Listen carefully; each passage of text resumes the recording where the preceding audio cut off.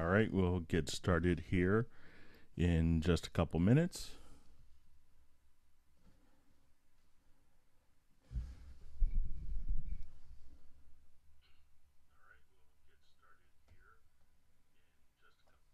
All right, so if you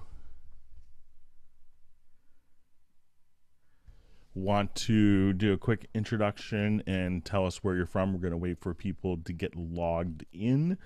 And we'll get started here in a couple minutes. If you're watching this not live, you may want to fast forward to about 10 minutes or so. Usually by the time people get logged in and get their questions submitted, we will go ahead and start collecting some different questions and topics that people want covered. We had some that were sent in, but please feel free to introduce yourself. My name is Greg Ondo. I'm presenting from Northern Virginia in the United States. So if you want to tell us where you're from, if you have any questions, please feel free to go ahead and enter them in the chat field. And we'll go ahead and get started here in just a few minutes.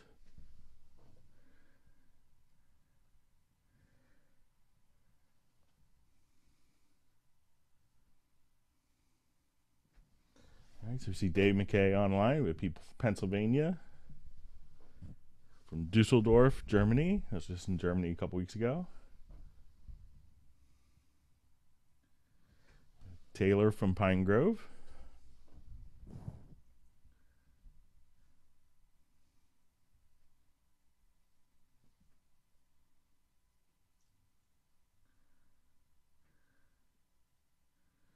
All right, so we have Switzerland, New Jersey, from Scotland, Spain, Argentina. Good to see you, Greg McCarty from Portland. From Ukraine.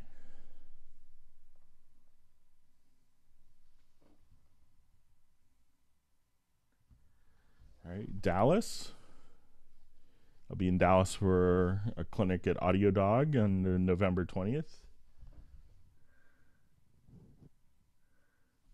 All right, South Korea, Jamaica.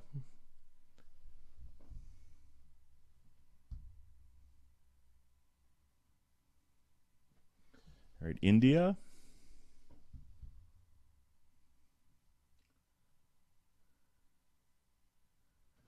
Columbia, South Carolina. We'll go ahead. And once again, if you have questions, we had a couple of questions sent in advance.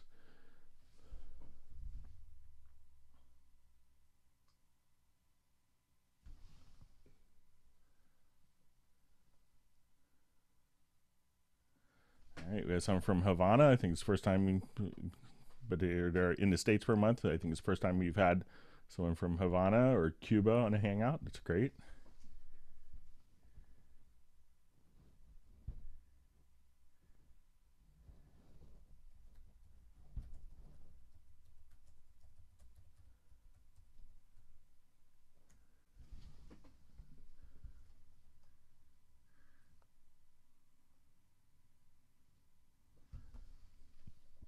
All right, we'll let more people get logged in.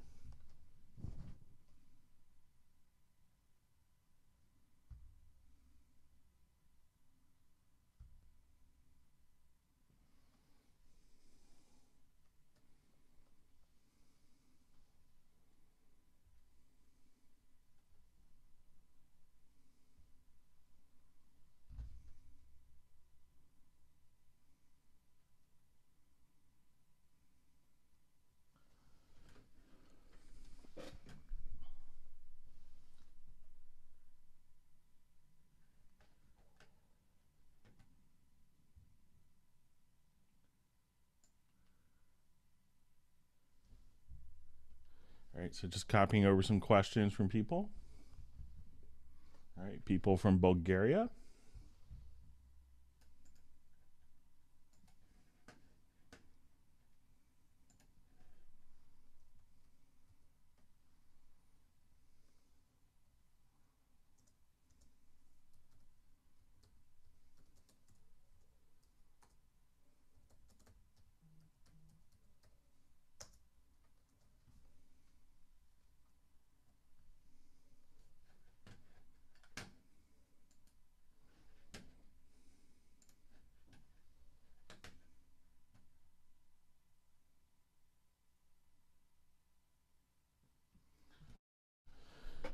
All right, so we have a question. Will these be broken up into smaller videos for easier search? So generally what we had for a lot of the Hangouts is someone actually kind of do different topics. We do have a whole series of Q&A videos that are often kind of derived from these particular topics, from these Hangouts that we will post in the Q&A section. So so if someone wants to do kind of a running index, it's always super helpful to people going through all the different questions.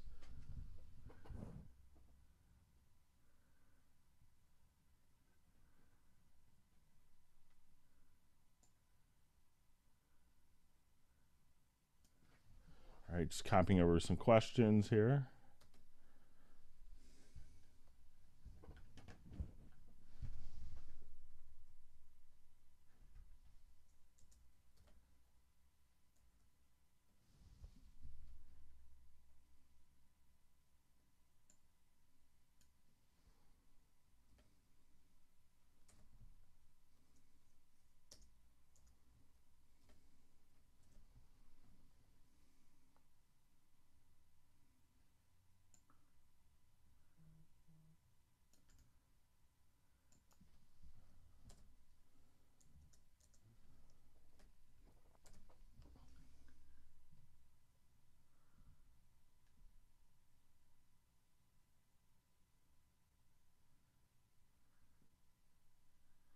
All right, so we have South Africa, Atlanta.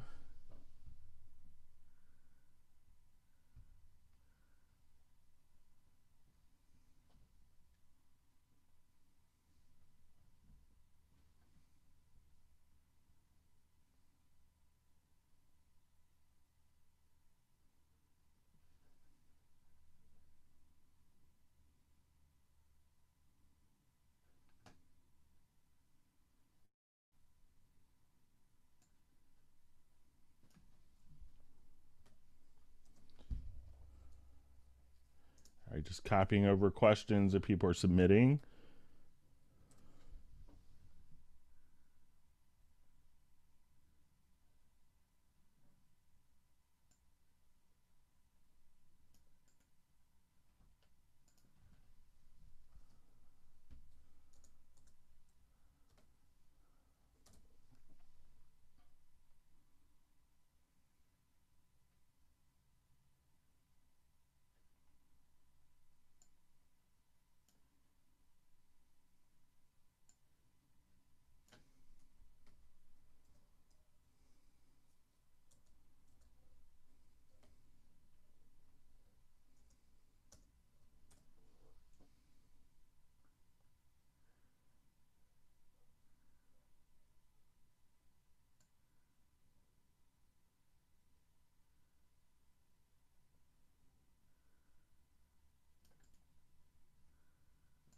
All right, we're still copying over some questions here. Thanks for all the wonderful questions.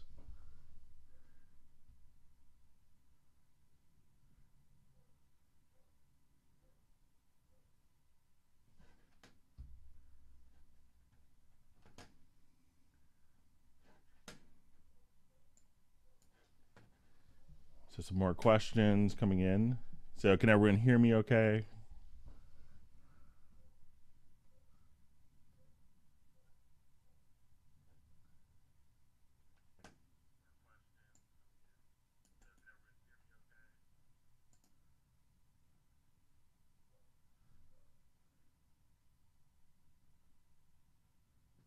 All right, we have Daryl from Fort Washington, Maryland, so right across the river from where I live.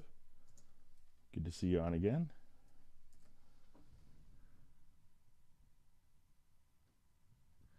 Okay, good to see Mike Cleary. Good to see you last week at the Parsons Expo in Boston.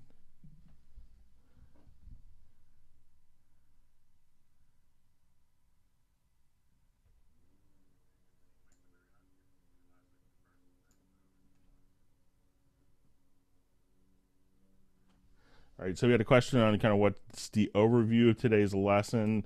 So really what we're doing is just answering questions that people have submitted, so there isn't a particular topic. So it's really any questions that have been submitted.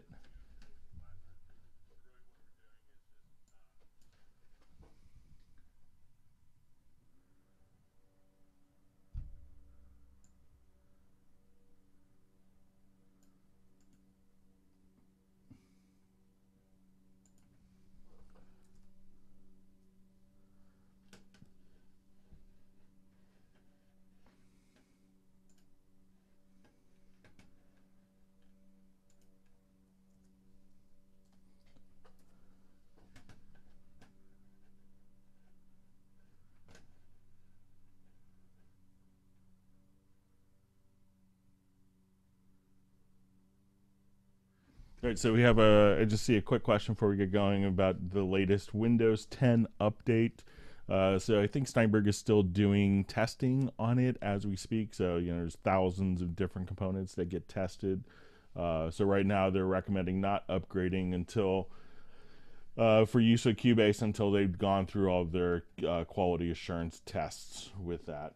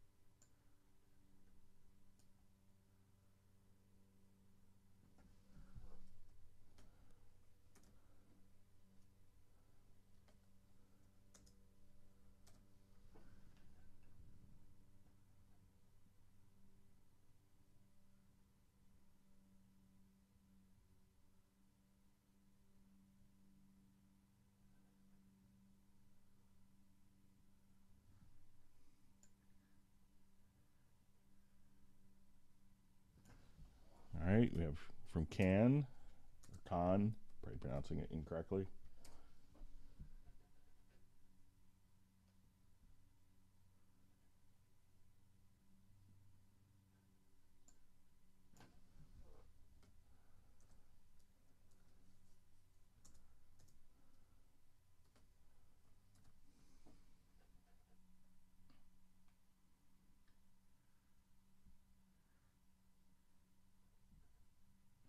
All right, from UK, checking in. All right, we'll check the time. Okay, we'll wait, see if there's any last minute questions, and we'll get started. And if you have questions as we are going along, please feel free to just ask your question in the comments field. All right, we'll just give it 30 more seconds, and then we'll go ahead and get started. Thanks for everyone's patience.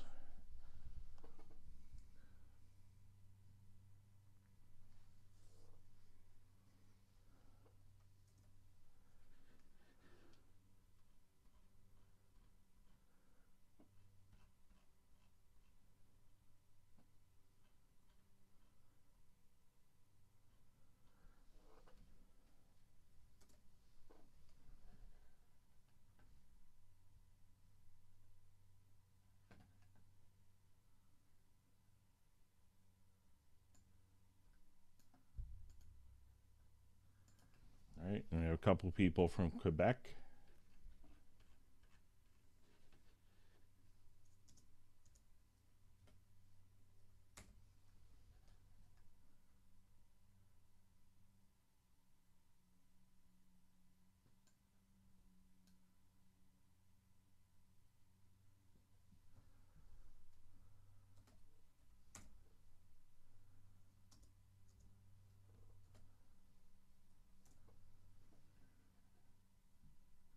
Okay, so we'll go ahead and get started. Start just collecting all the different questions that have come in. So let's go ahead and take a look. So this question was sent in from Milton, and the question is, how can I get a 32-bit floating point audio file exchange between Cubase Pro 9 and Wavelab Pro 9? It says, every time I try, Wavelab crashes. It works with 16 or 24-bit files, but not with 32-bit audio files, 32-bit floating point audio files. So let's take a quick look at that. So say if I have a project open here.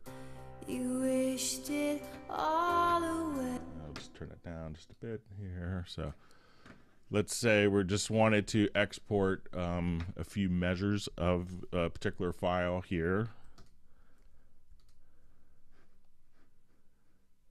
So at this point, I'm just going to do 4 measures of this audio file. And what I'm going to do is to export this file, and instead of watching you wait for me to export the file, we'll just do a few bars. It'll be quicker. We're going to just call this 32-bit float test.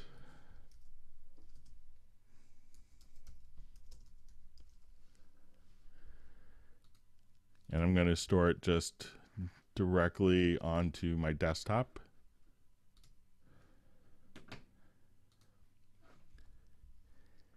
And at this point, we want it to be a WAV file. We'll choose 44.1. We'll choose our data rate of 32K. And then what I'm going to do is just choose to open this directly in WaveLab Pro 9. And I kind of tested this with 9 and 9.5 and had the same results. So at this point, I will export this. And now the WAV file will be exported. And if I choose to export the stereo out, that would be helpful. All right, so we'll now export, and we'll overwrite the file name here. Okay, so now this file is launched directly into WaveLab, and we can play back the file in WaveLab here. So as we do this, for 1,000 years and a day. So right now, if we look at this, we can say that this is a stereo 32-bit float WAV file at 44.1. So I didn't have any problems, Milton, exporting it directly from the, from Cubase, using the post process, so that we could now come over here and have access to that file directly within WaveLab. So I saw that you also posted it on one of the Steinberg forums, and that someone mentioned that there could be some preferences that could be affecting it. I don't know what preferences those would be. It just kind of automatically worked directly for me. So I'm not sure if you're doing the export audio, the post process during that process, but that's what I did, and it seemed to automatically carry over within the program as well. So give that a try if you're not doing the post process, and see if that makes a bit of a difference for you.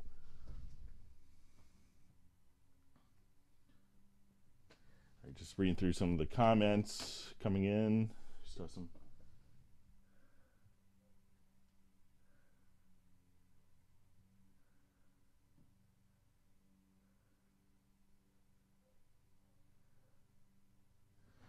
Okay, so some other questions. I'm just going to copy some questions that just came in.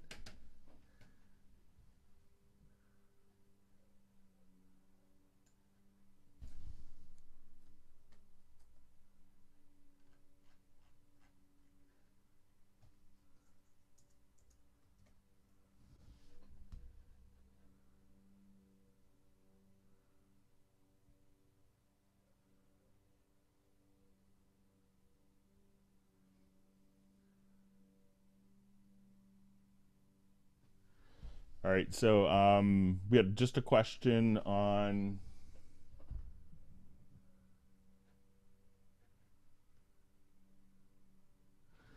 so opinions on, do I use my opinions on JBridge, and what, if you're not familiar with JBridge, it's a program that will allow you to bridge 32-bit floating plugins in a 64-bit environment like Cubase 9. So with Cubase 9, we stopped the internal bridging because it could cause lots of different stability issues. And we've been bridging plugins for 10 years, and most of the options are, most of the plugins, not every plugin obviously, will have a 64-bit counterpart, and it will add greatly to the stability of your system.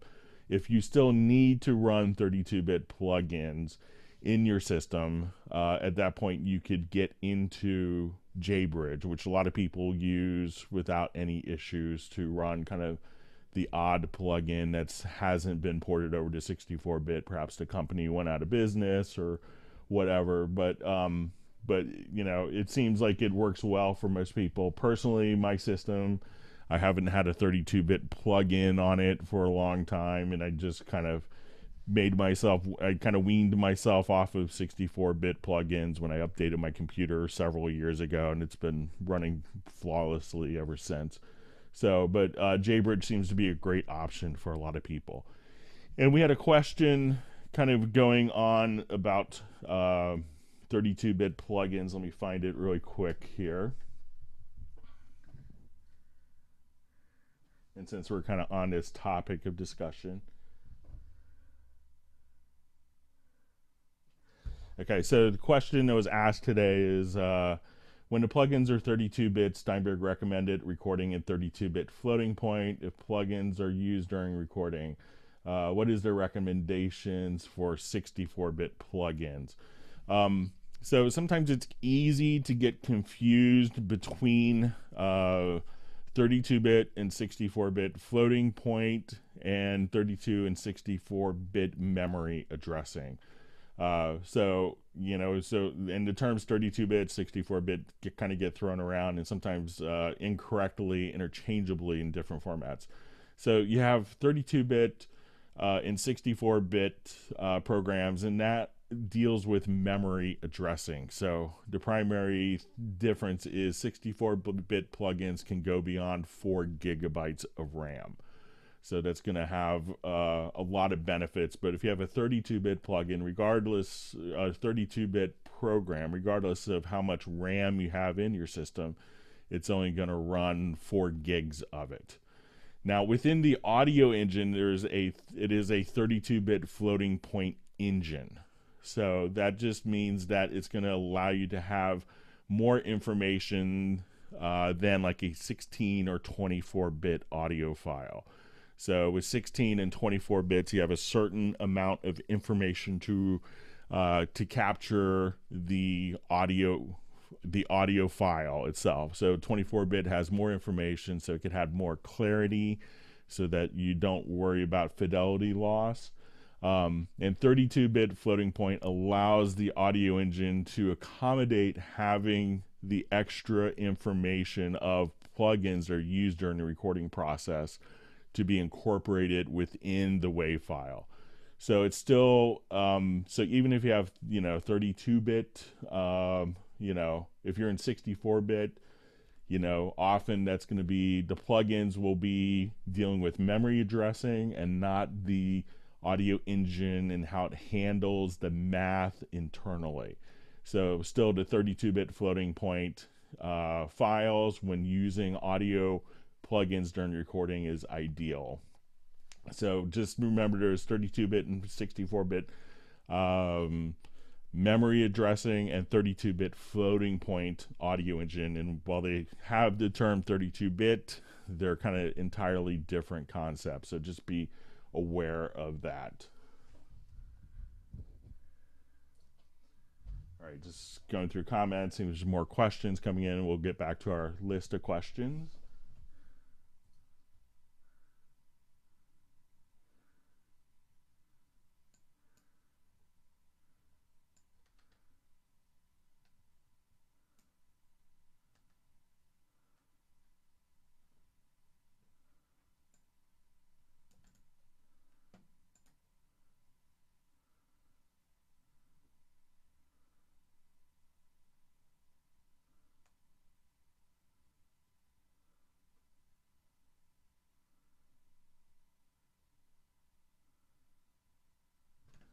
Okay, so just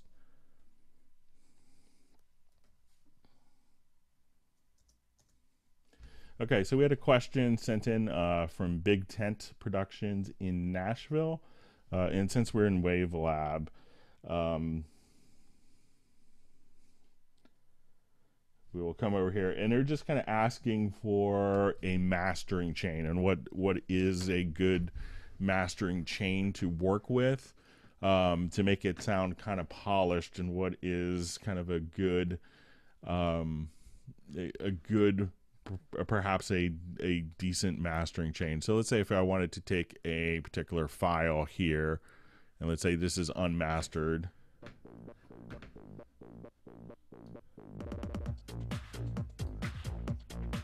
If I had to recommend one plugin in Wavelab for your mastering choices, I would go to the Steinberg, and then under mastering, there's a really, pretty impressive plugin called Masterig. And Masterig is a pretty phenomenal set of tools. So if you wanted to come over here, one of the great things is you could have different modules. So you could have a limiter, compression, EQ, dynamic EQ, different tape saturators, and imaging. And we could literally just kind of place these into, any of the different modules, and these modules can be, can change the order. So if you kind of look at the EQ, one of the things that's really interesting about it is, and we see kind of the frequency EQ that's based in Cubase is kind of, I think, derived from this particular plugin. But each band can work in stereo. It could also work in mid-side. So if you wanted to, and think of this as the middle part of the panning spectrum, you could pan independently than the side. So, if you wanted like the vocals to be bumped up in the center or the snare, you could adjust that freely. But let's say if the sides were a little dull, on the left or right edges, you could adjust that as well independently. There's going to be a compressor, and again, you could have multiple different types of compressors. So you can have a standard tube, vintage, maximizer. So when you come over here, you could also just switch, so you have 4 different compression types. And again, these will all be set up for mid-side. You could also do, just like we can in EQ, left and right independently. So if you wanted to adjust the left or right channels with different frequencies, you could do that as well. And getting into, let's say if we wanted to add another module, so we have kind of the EQ compressor, and we could also, and we could think of the compressor here as being a multi-band compressor where you could set the different frequency ranges as you see fit. So if you wanted to solo particular frequency ranges, and we could think of the dynamic EQ as allowing us to kind of sculpt a particular frequency range and adjust the amount of Q for each frequency range, and being able to compress based on those particular frequency ranges. So similar to a multi-band compressor, but you have also the dynamic EQ. You could add different saturation. So you have tape or tube saturation, so multi-band tape saturation. So if you wanted just a little bit of tape saturation on the low end, like to warm up bass, you could do that quite easily. One that's very handy is the multi-band imager, because sometimes you may want to mix to sound wider, but you may not want the low end frequencies to be kind of dispersed more. You may want those a little more focused. So you could actually come here and adjust, you could focus the width of different frequency ranges. So if you want the highs to be a little wider but not the mids, you could do that quite easily. And then you're going to have the built-in limiter.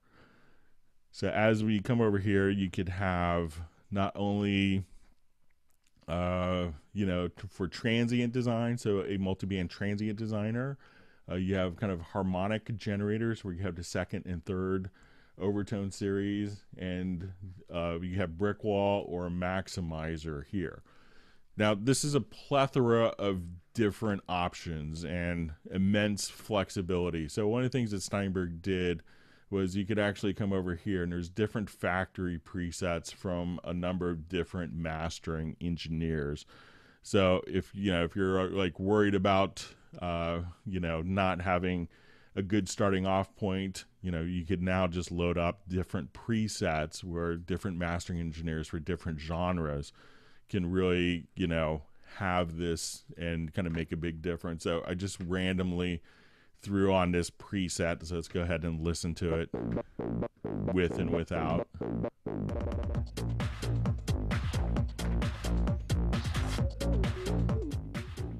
So that's originally what it was. If we turn on the plug-in presets,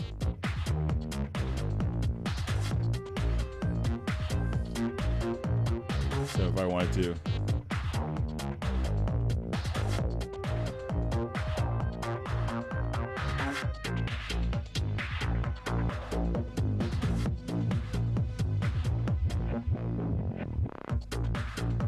so playing with kind of some of the different presets can make a big difference. And some of these are pretty, you know, highly regarded mastering engineers. So if you just wanted to kind of come here, you know, Alan Morgan, who's done a lot of stuff as well. So we'll come here.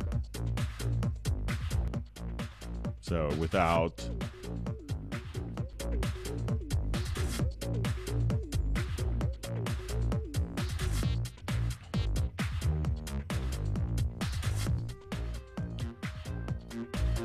so if I want to make the highs a little wider sounding.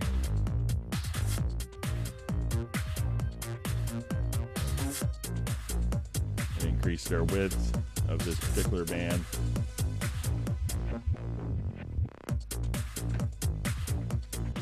And again, just kind of where it was.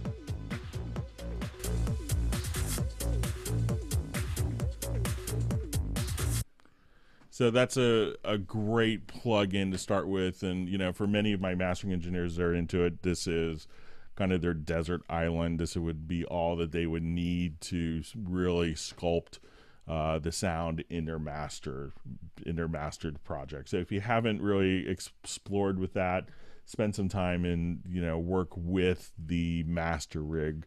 It's a pretty phenomenal sounding set of tools. Again, with a lot of flexibility, can sometimes come with it complexity, but, you know, it'll get you there. And start off with the presets and tweak presets, and that's a great way to get started and familiar. And you could, you know, very easily bypass particular, you know, presets and listen to what each one does. But that'll get you probably to a final mastered product faster than anything else.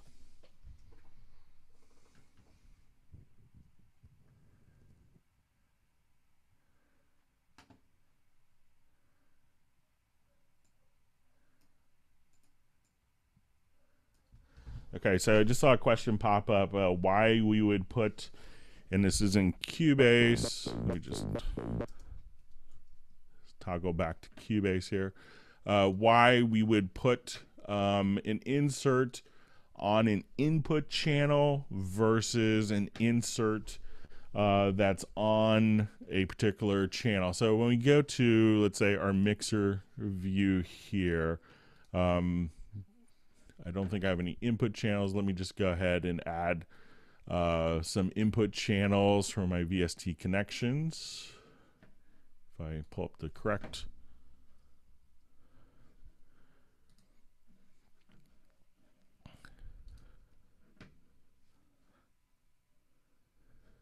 So I'll just go to add some mono buses here.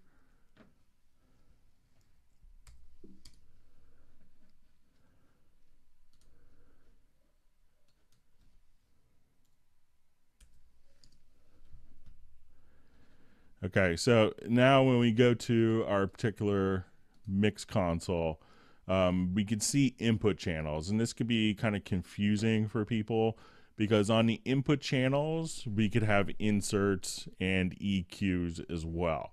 And where this comes in handy is the difference is when we have it on a normal audio channel, what's going to happen is, you know, we could actually have, I'll show kind of an interesting one here. So let's say, you know, a lot of times we could have on the input channels, when we have compressors and EQs on the input channels, those plugins are applied to the audio signal as it's being recorded. And sometimes, depending on the plugin, this can cause some latency for the end user. And some of the plugins will have kind of unique live mode, which will actually minimize the latency. It's designed for tracking. Sorry about that. So when we have your live mode here, often some of the plugins, like, and this is really pretty amazing in the multi-band compressor, will allow you to record the signal but have minimized latency for that. But when you apply plugins on the input channel, that is going to be applied to the audio that's being recorded. When it's on the actual audio channel, so not like the red channels here, but if we just move it directly over to a particular channel, this is going to just process, as the audio plays back, will process in real time all of your different plugins. So the inserts on the input channels will get recorded and basically embedded and affected to the audio file while it's being recorded. Now, some plugins may cause an increase in latency for the plugin to do all of its calculations in real time on input. Some of the plugins will be designed like the multi-band compressor, where it has a specific live mode to be able to have access to a lower latency mode for tracking. So inserts on input channels are applied to the files. Inserts on the normal audio channels are just being processed in real time. So I hope that makes sense.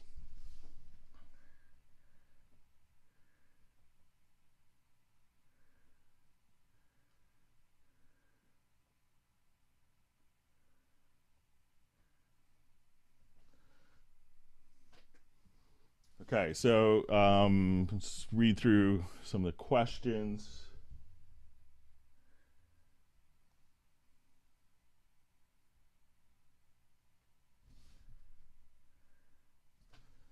All right, just copying over some more questions. Just 1 second.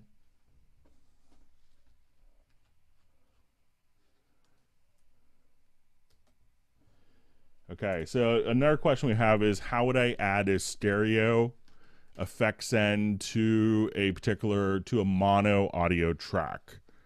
So let's say if I'm here, all I would do, and some people, and in the question was asked, do I create a group channel for that?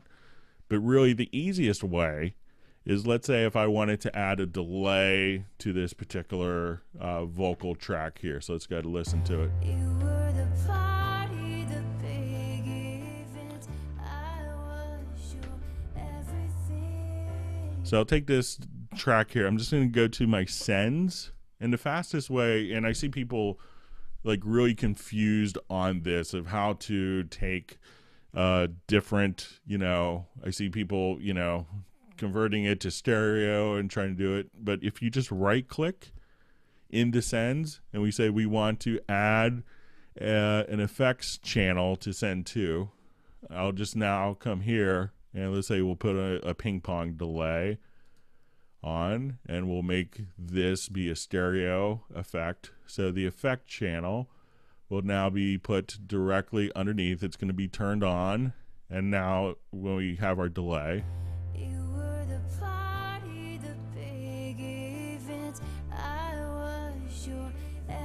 and I'll make it into like a quarter note delay, or it's a little more obvious.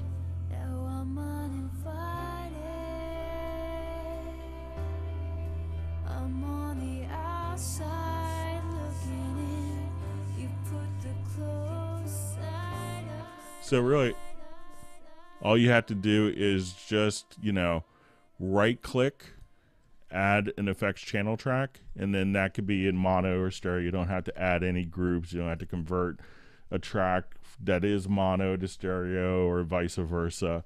So this way the inserts will follow kind of the channel width, but again, just right click on the sends and then you could add stereo or mono effects to different effects channels on a particular track without having to do any work working with the different converting channel widths. So hope that makes sense.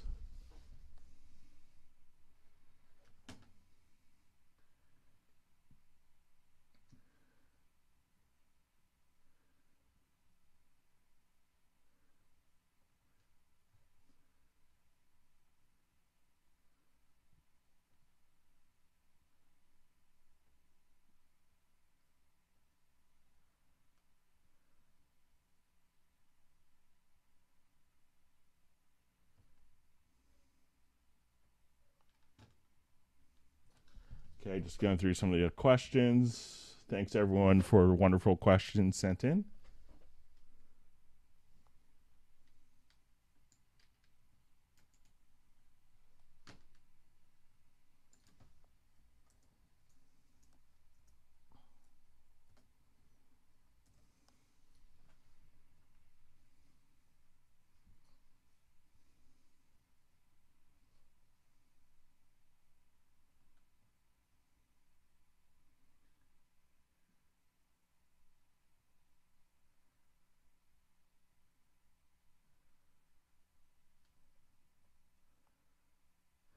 Okay, so I'm seeing a question about in Wavelab 9.5 that you're seeing the edit project isn't available.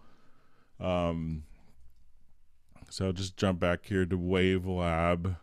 So now when I click on edit project, this would open it, and I think I have the project already opened inside of Cubase. I'll close this project here that we took. Let me just listen to it, see which one we have. Okay, so we have, so the project that we had in Cubase, I'll choose not to save that, and we have this project opened up. And let's say as we're listening to this,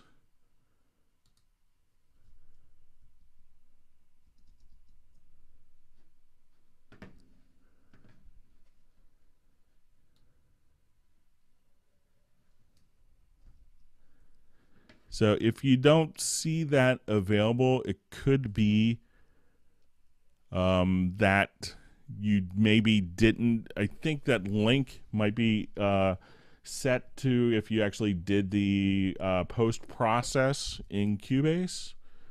So if you just kind of come here, if it didn't actually do that link, like if you go to your file menu to export audio mix down and choose the post processing, that link may not be embedded within the audio file. So if you exported it and then opened it into Wavelab, that link may not be tied in.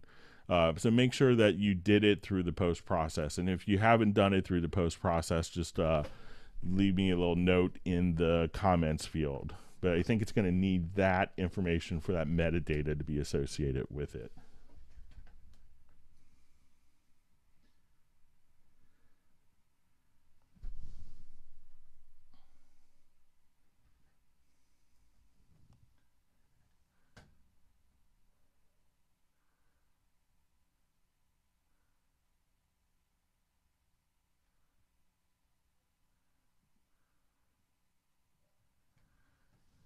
So I'm seeing a question regarding the master rig. Is that available in Nuendo? No, it's only currently available in Wavelab Pro, and the Wavelab Elements has kind of an abbreviated feature set of it. I'm trying, when we had some meetings in Germany, one of the points that I brought up was maybe if you have Wavelab, that the master rig plugin could show up if you have the Wavelab license, so you don't have to go out to Wavelab to use it, and you could use it within Cubase and Nuendo, and they seem kind of amenable to that concept and like the concept, but it hasn't been implemented, and I haven't heard if it will be, but that's perhaps something that might be done or that I passed on.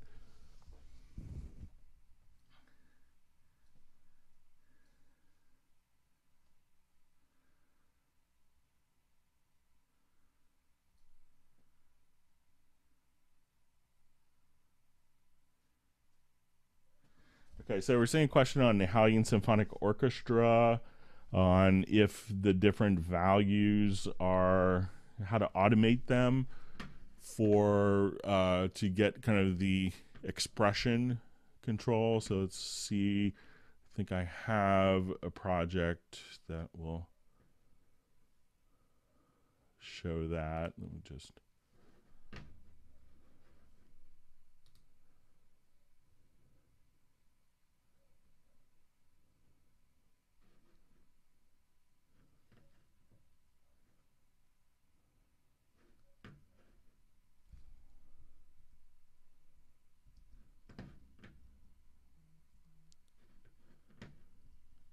sneak over Cubase here. I'll open up project. I'll just go ahead and close Wavelab for now. And we can come back to it if we need to.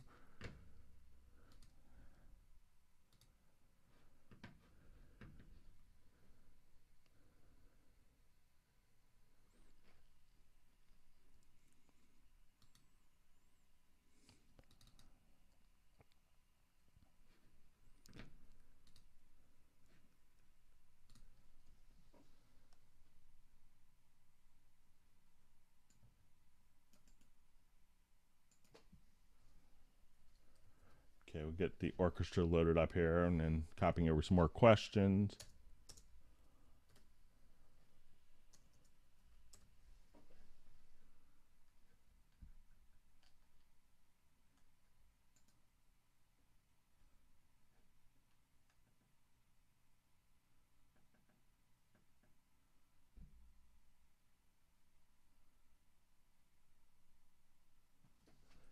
All right, so so the question is, one of the things that is very helpful is the ability to work with, like, you know, when dealing with the Italian Symphonic Orchestra,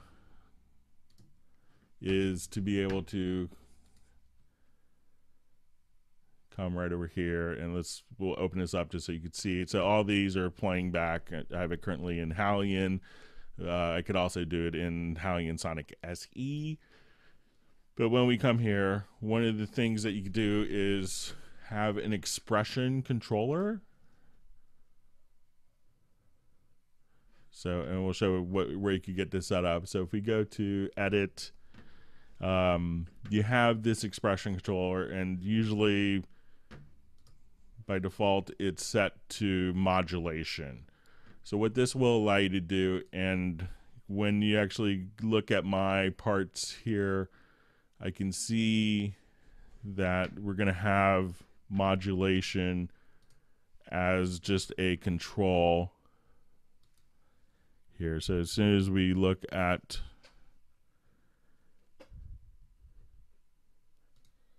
I just kind of have a base value for my modulation in each of those points, because sometimes we get the complaint that when working with the Italian Symphonic Orchestra that the volumes are very low. So I just will take a particular file here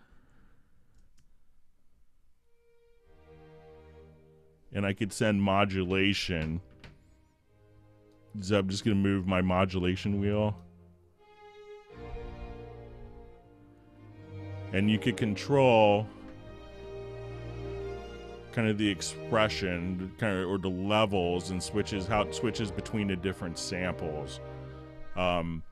So make sure, you know, and getting back to the question, that it's not following the modulation. I've never had that happen, and I've done it with, you know, hundreds of projects. But make sure to make sure that, you know, you have the modulation in as a MIDI controller. I'm not sure if you have it perhaps here, or if it's going into different VST instruments, or if you're running it on the main computer, but I've never had an issue.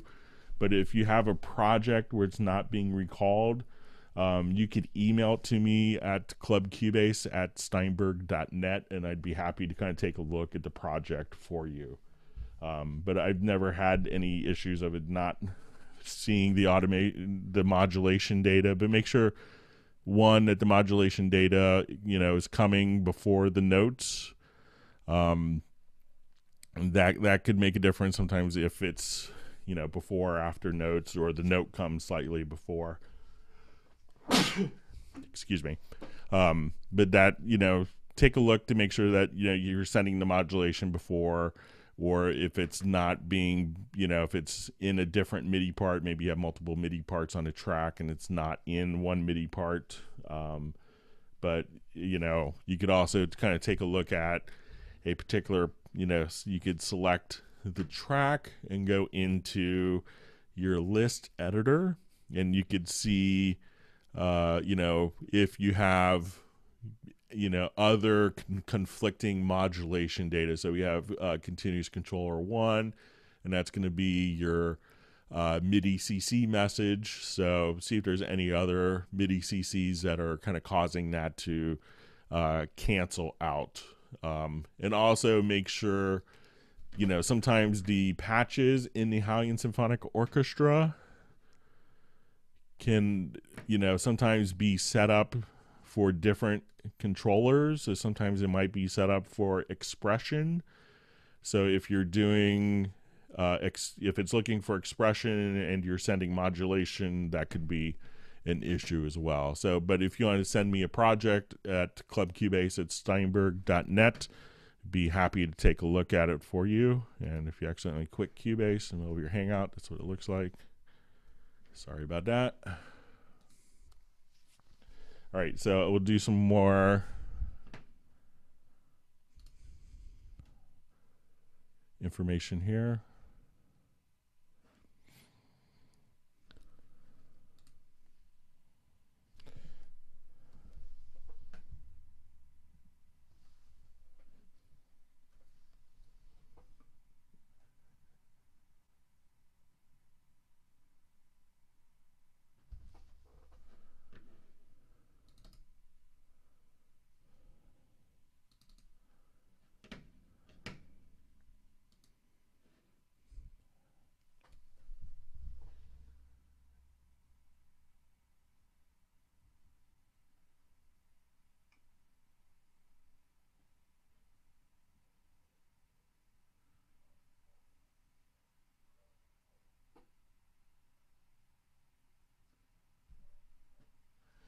Okay, so I'm seeing a question I'm not quite understanding. Let me just read it.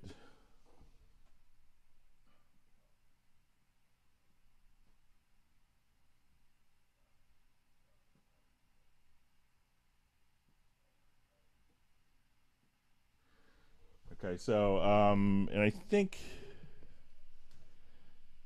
this might be, someone asked for a shortcut for setting drop-in, out point to edges for current event, like P for locators, and perhaps this is for setting up punch in and punch out points.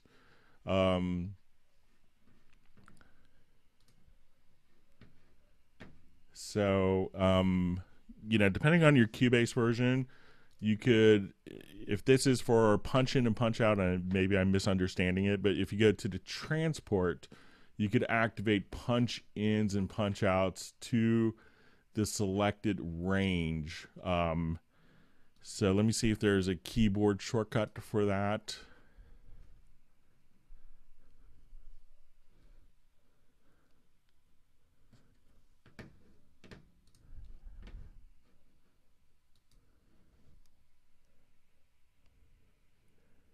And this might be under transport.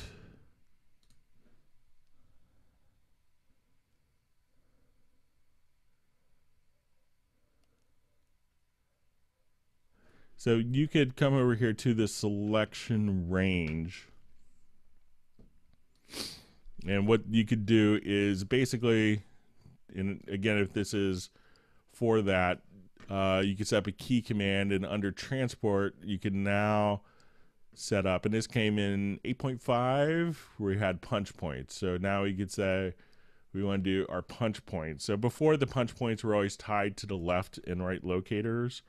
But now if I have a particular audio track and I have this track record enabled, I can have my left and right locators kind of encompassing the whole project.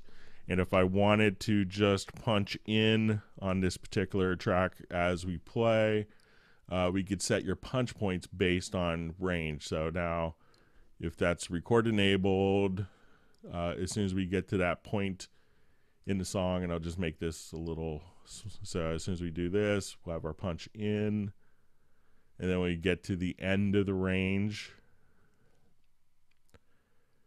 we'll be able to just have it punch out, and again, without affecting the left and right locators. So while it's not a selection, but just kind of using the punch points, I think that will kind of accomplish what you want to do if it's concerning punching.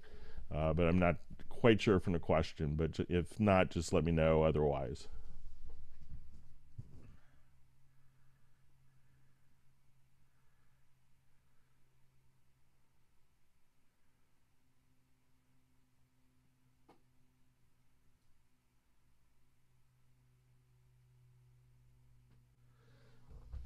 Okay, so I'm seeing how can I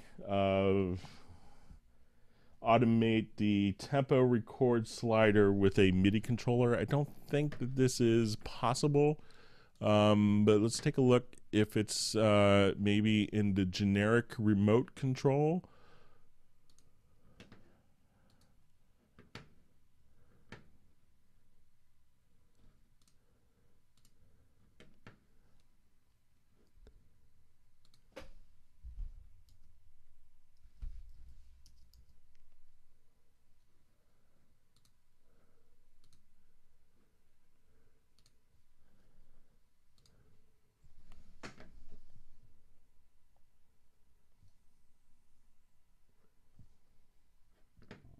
I seem to remember this not being available.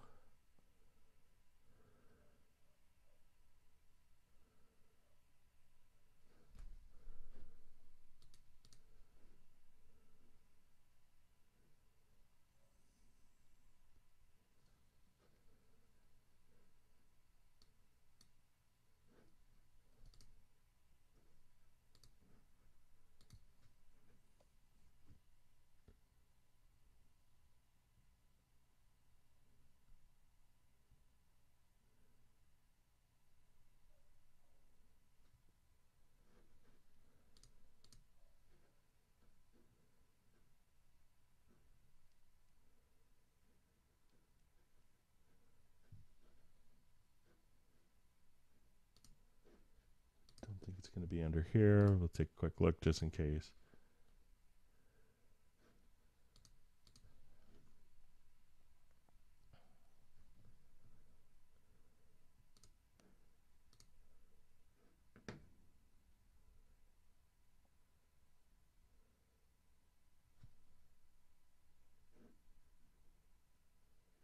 Let's see if it's in here. If not, we'll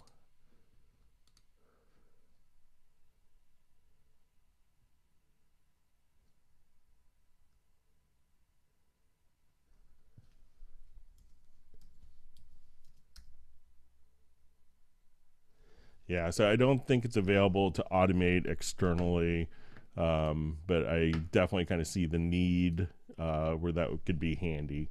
So I'll pass that on, but I don't know of a way of controlling it externally from a MIDI controller.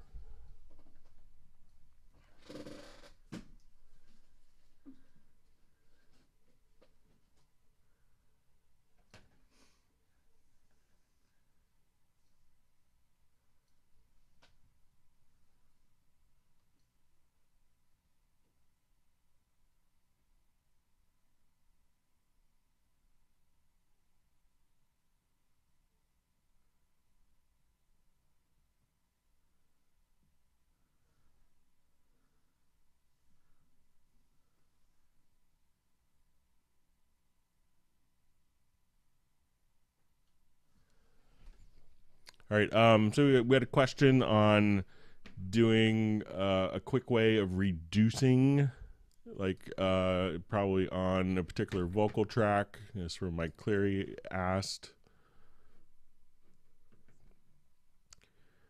So let me just go back to this particular track.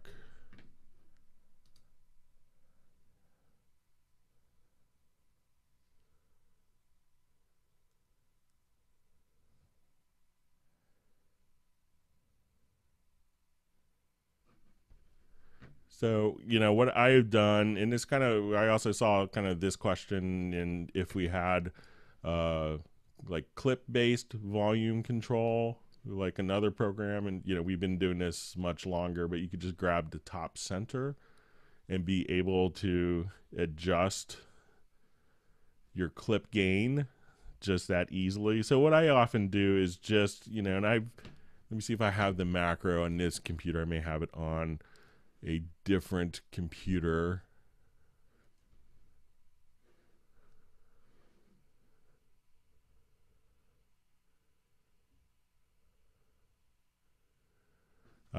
But I made a macro, and I think it's one of the Q&A videos where I could take a selected range, like where maybe you had breaths that were a little too loud. And I think you could actually, it's one of the Q&A videos on the Cubase YouTube channel. Could walk you through all the different steps. I did it from a different computer.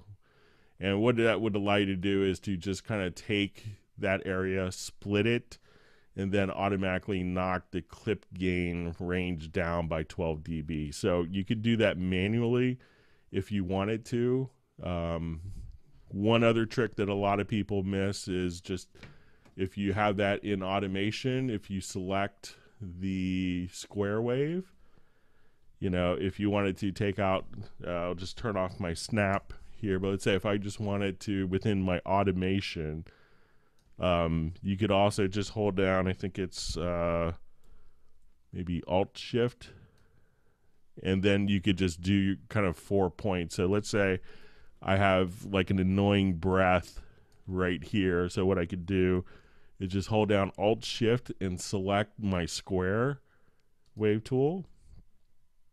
And then you could just kind of draw in over that selected range, and that will put the 4 points of automation in for you. So if you just hold down Alt or Option Shift on Mac, you could just kind of do really quick 4-point automation just like that as well. So that's an easy way of doing it directly through automation. But there is a macro that you could find up, and I could I think if you look on the Q&A section on the Cubase YouTube channel, on the Greg Ondo Q&A, that you can find that particular macro. But an easy way to do it just within automation is just to grab the square wave, hold down Alt or Option plus Shift, and then you could just draw in new automation points even within the middle, just like that.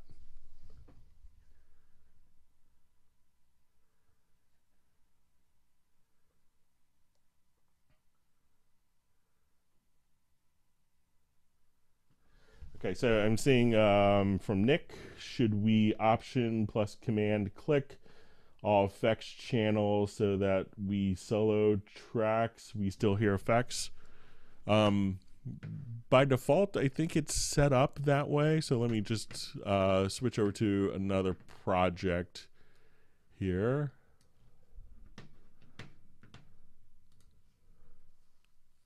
And this could be a preference setting that may have been adjusted.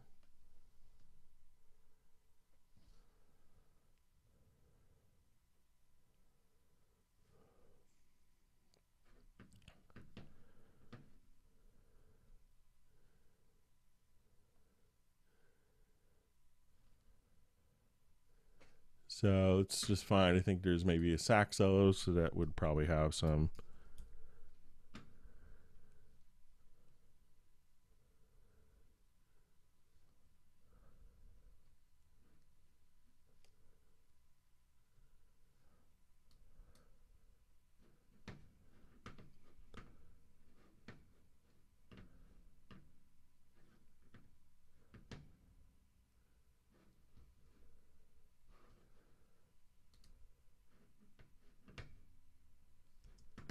All right, and let me just make sure that we have my VST connection set up.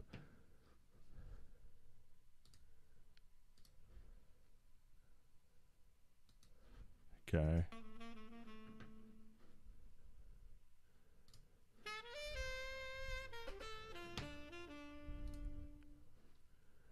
So let's say I'll kind of put too much reverb on it and too much delay.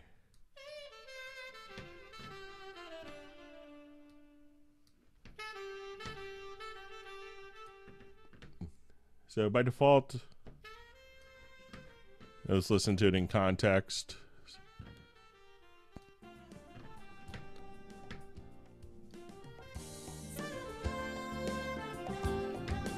So when I solo the sax,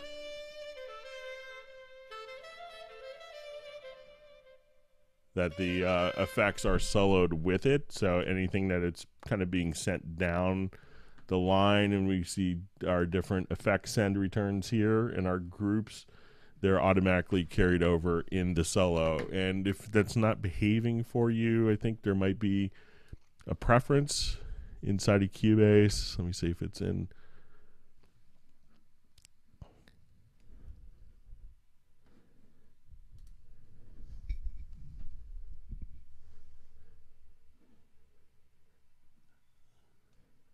Let me just see if it's in here.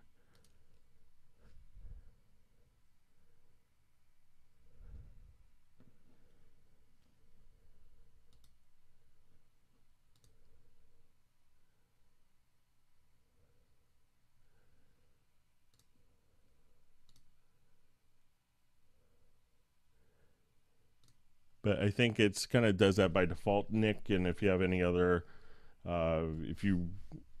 if it's not behaving that way for me, just let me know in the comments field. Make sure I understood your question correctly.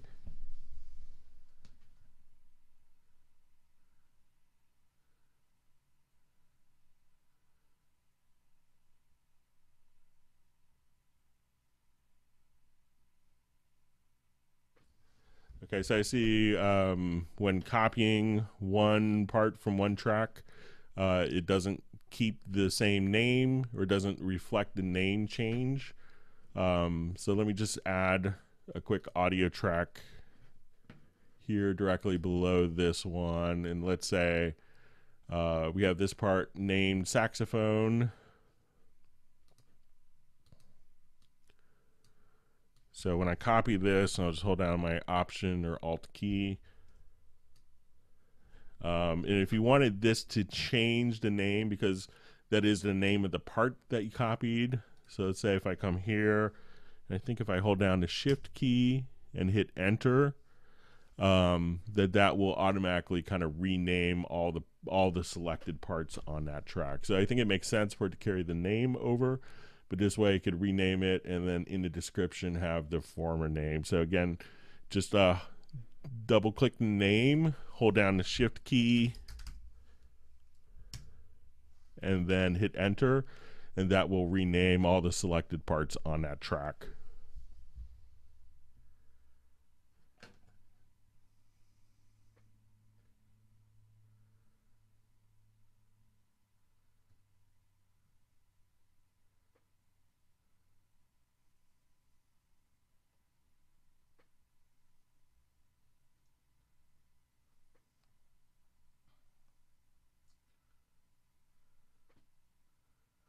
Okay, so we had a question on explaining the different MIDI record modes. So let's go ahead, and this could be accessed in 9 in the transport, or we could actually just kind of go here. So new parts. So as we do this, you have 3 different MIDI record modes. You have new parts. So every time I'll just create a MIDI part here. Let's just do a new project, so we can showcase this a little more effectively.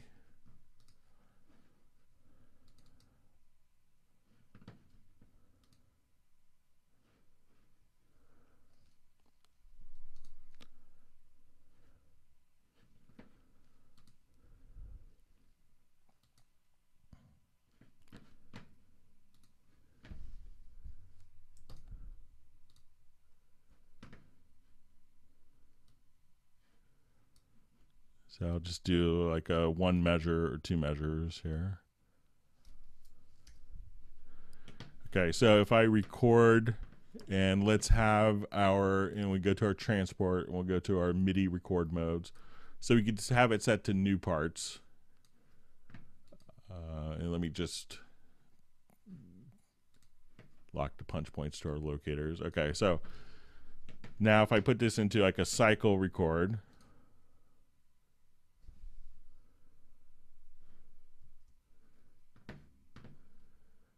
all right, actually, I think I can send some MIDI information in here.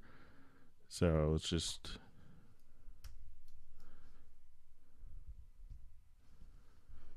I'll just drop some notes in. I'll just take a cycle record.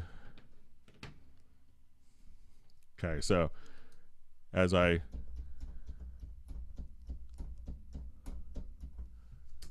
okay, and let's say if so we have this one particular MIDI part here. So if I go to record over it,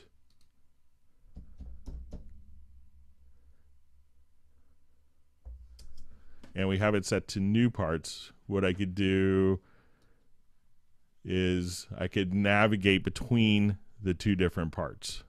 So I can see part one, and then as an independent part, I could see my second take.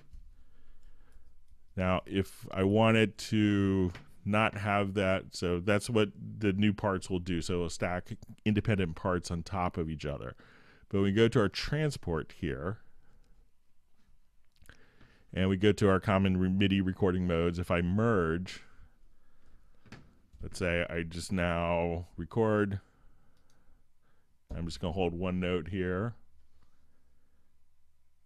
right, and have it punch out. So I have one part, and let's say I just want to hold a different note, and we'll have it do punch in, punch out again.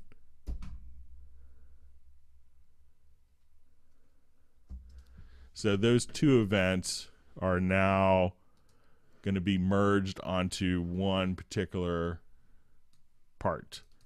So I have one part with the two notes, whereas before I had two separate independent parts.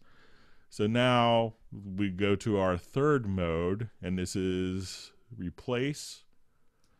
So this will get rid of the pre-existing part. So if I have one part here with a really long note, just hit record, and I'll hit a high note. And now if I hit a low note, what's going to happen is this part will be replaced, and instead of merging those two, let's see if I have it set correctly. The original part is gone, and I only see this one particular note. So when we come back here, the different MIDI record modes, so we have new parts, which will be parts that are stacked on top of each other. Merge will allow you to write additional MIDI information into the same part, and replace will allow you to get rid of the previous part and replace it with the newly recorded MIDI information. So hope that makes sense.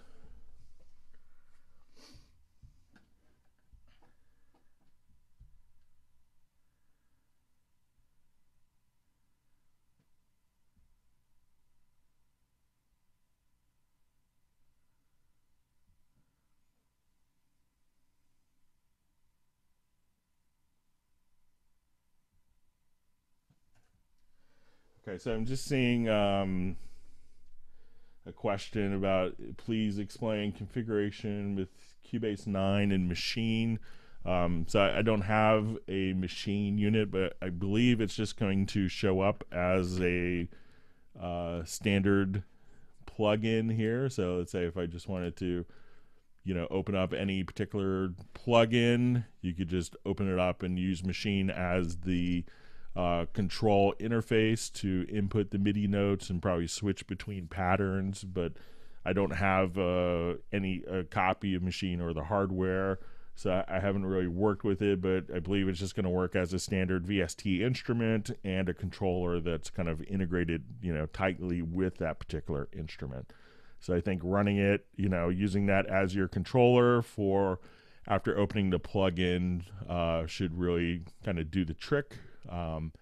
But I don't have a copy of it to really to go probably beyond that.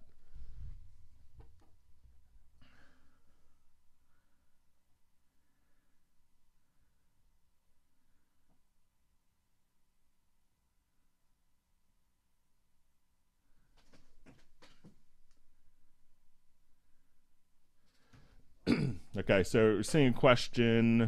Let me just read this here. It says, "Hi Greg, for me, I make hip hop and trap music, and 808 is very important to me. Appreciate a reply. How do I get full control of my 808? Glide most important, and getting the root note." So I'm not sure if you're actually using an 808 or what you're using as the 808 sound source.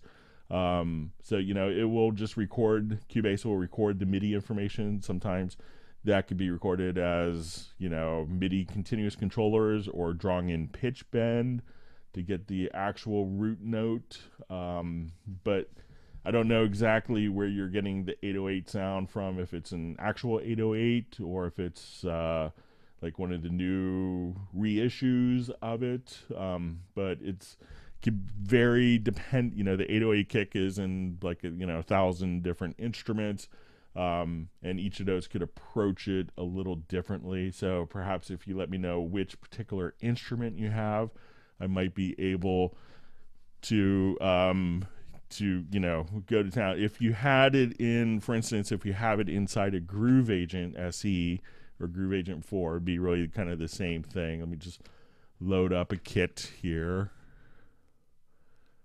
And let's say if I want it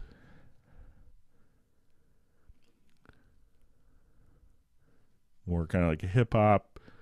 So let's say, all right, and accidentally close it again. Let me just reopen that. So we'll show this inside of the Groove Agent so you can see it. And again, this could vary from instrument to instrument.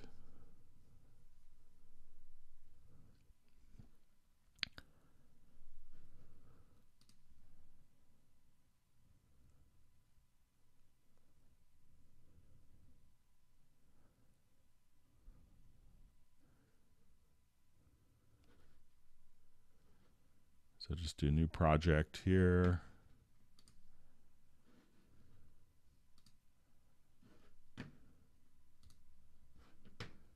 And we'll start with just Groove Agent SE. This comes with Cubase, and you can drag and drop any sample to it.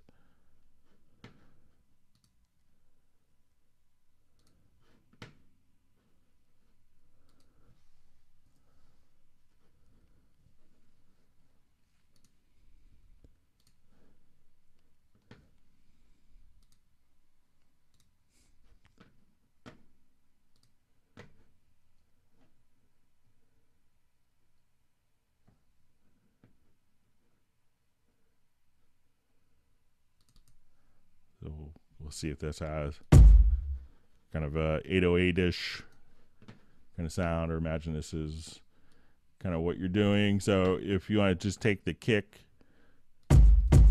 you could now come over here and just go to the pitch. And at this point, you could choose, okay, I just want to do or really high pitch.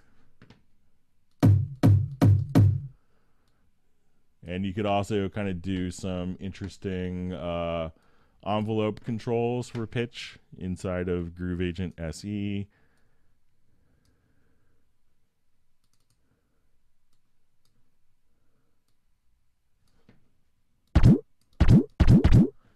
So, so each instrument would have kind of different approaches for how you could manipulate pitch to make it fit within. So that's kind of how you could do it within Groove Agent SE.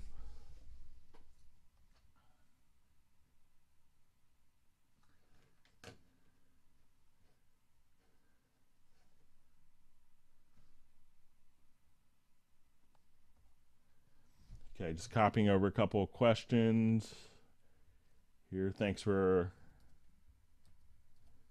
all the wonderful questions we're getting here. Just do a little housekeeping.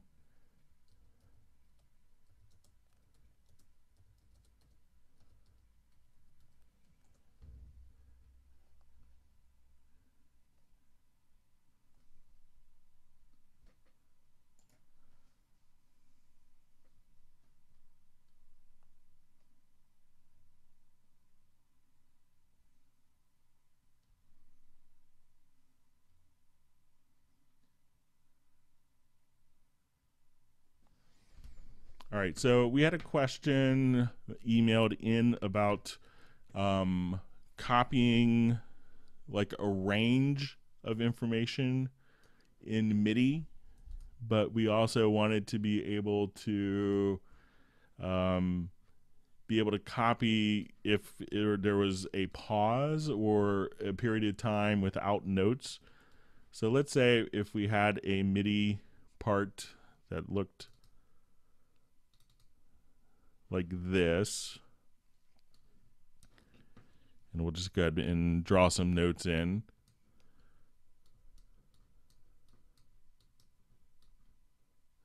And let's say that we have this as our MIDI phrase, and then people wanted to, question was how to easily kind of duplicate that range. And if you hit like the D button for duplicate or Control D, Command D, it would automatically place the events directly after all the other events. And that's not necessarily what the customer wanted. What they wanted to do was to have this range with this pause and have that range duplicated for the 2 measures or the 4 measures. So what we could easily do is kind of take a different approach, and you could do this within the in-place editor. So if you just hit Command-Shift-I, this would open up kind of the in-place editor on the project window. And what we could do here is just grab kind of the range selection tool, and I could now select a range and duplicate that selected range so that I copy 2 measures of information as opposed to having have it immediately following all the events. So if you wanted to, again, let's just come here. And let's say if I wanted to copy that particular musical phrase a number of different times, just Command-Shift-I, that would open up the in-place editor, and we could zoom in and out here to make it a little larger so we could see it a little better.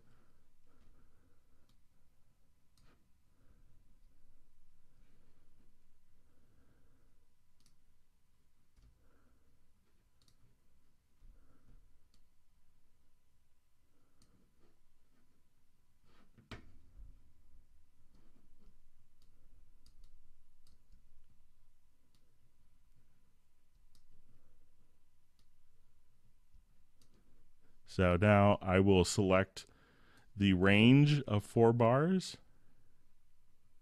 like that, and now as I duplicate, it would keep the space before and after completely intact.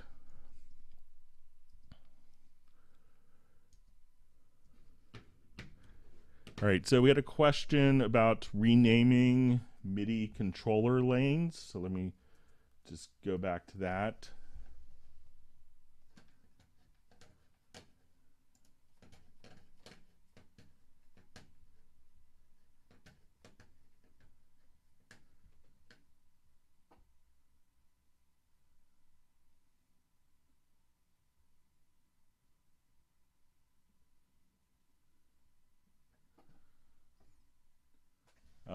So the question is, there's a chance to rename? I don't know of a way off the top of my head to rename the MIDI controllers. Let me just see if we can mess around with it somewhat.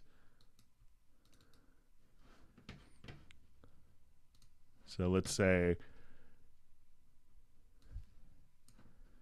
I come here and let's say we have modulation.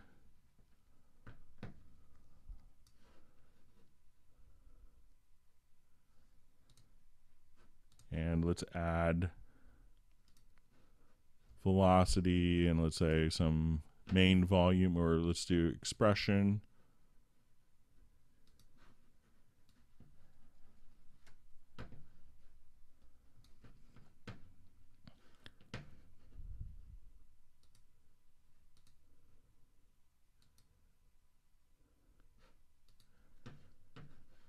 you just take a quick look in the MIDI list editor. So, within the MIDI specification, it's those particular MIDI controllers that are being kind of sent out.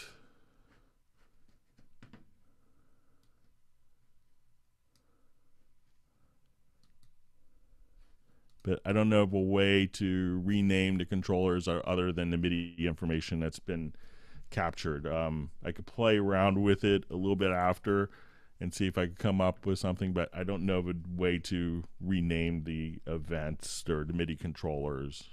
There may be a way of doing it, but I don't know. And I assume it's that this controller is controlling this particular parameter in particular synthesizer, and you want it to reflect that name, but it may just kind of still put in the actual MIDI controller that's being used within the project.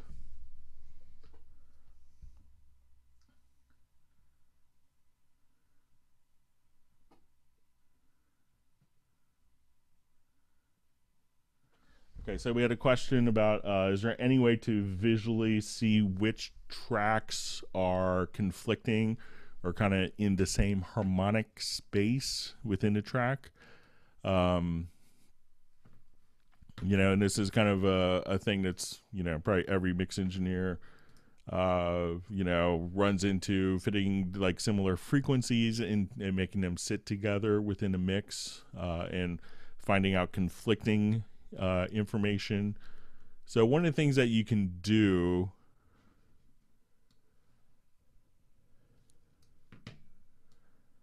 a couple of different approaches is, when you go to a particular editor or to a particular track,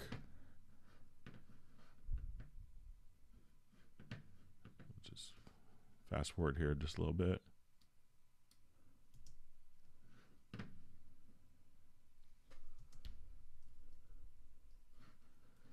And we'll do this so you can hear it.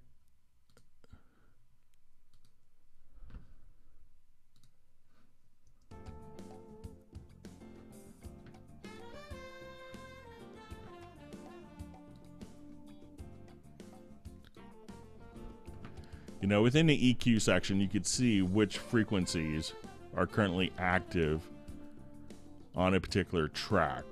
So if we go to like the full screen mix console, so say if I just jump here, and if we kind of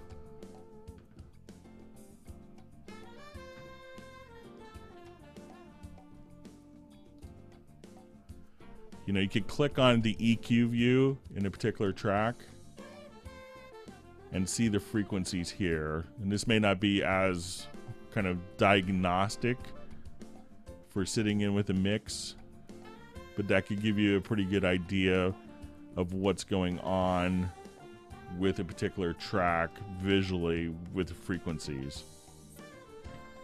And this will be kind of post EQ. So if I applied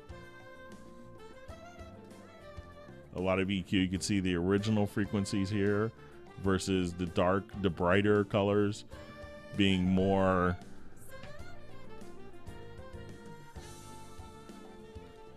the brighter colors being more brighter as a result of the EQ changes. So we do something really drastic. But really, often it's going to be very carefully sculpting the mix, doing panning, setting different delays or reverbs for spatial enhancements to make different things fit. So, you're always going to have the same frequencies in different musical instruments in the mix, but nothing that would kind of automatically sculpt out particular frequencies. But you can see it visually quite easily with the EQ.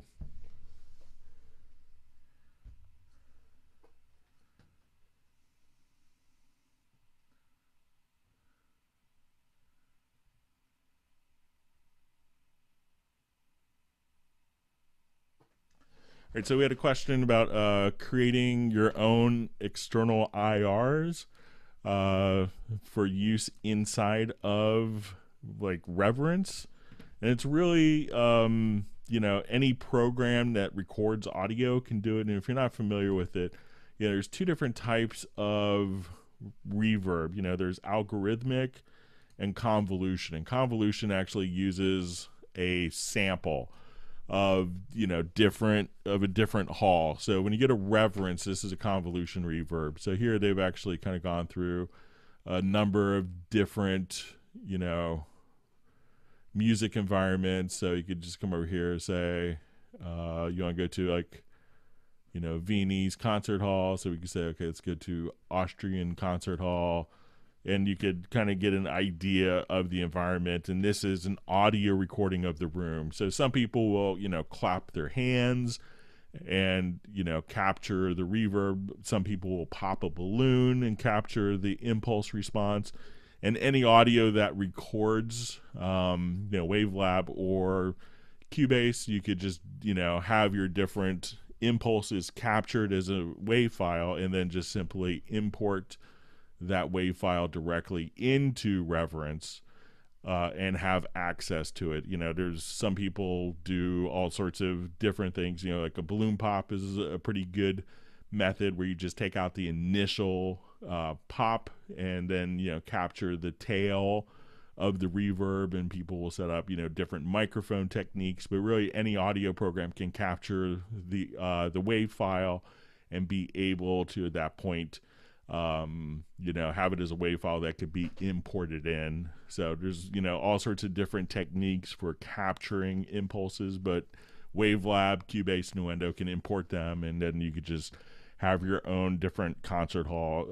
I have a friend that works with kind of a broadcast company where they go out and do remote shows, and every time that he's in a particular theater, and it's more kind of a broadcast, it's a house of worship broadcast, and as they're kind of working with this, he'll always just do a quick balloon pop of the room, so that if he needs to kind of match up the ambient characteristics of that particular room, he has each of the rooms that they visit throughout the years, different chapels, in different event facilities, kind of captured every time he goes new, and he captures that in case he needs to match up that reverb, and it works quite well for him. So no special software, but it's really just kind of recording and editing the impulse response, or the IR, to have access for, and it's just a standard wave file that could be imported into Reverence or many other convolution reverbs.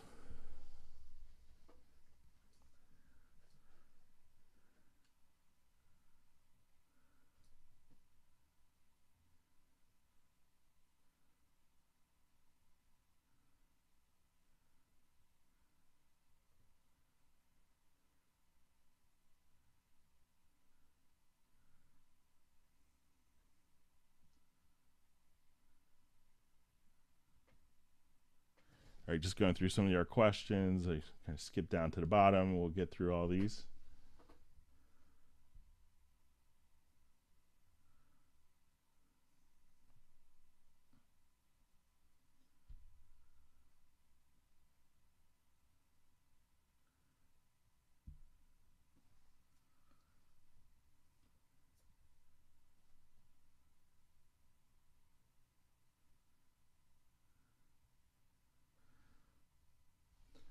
Okay, so question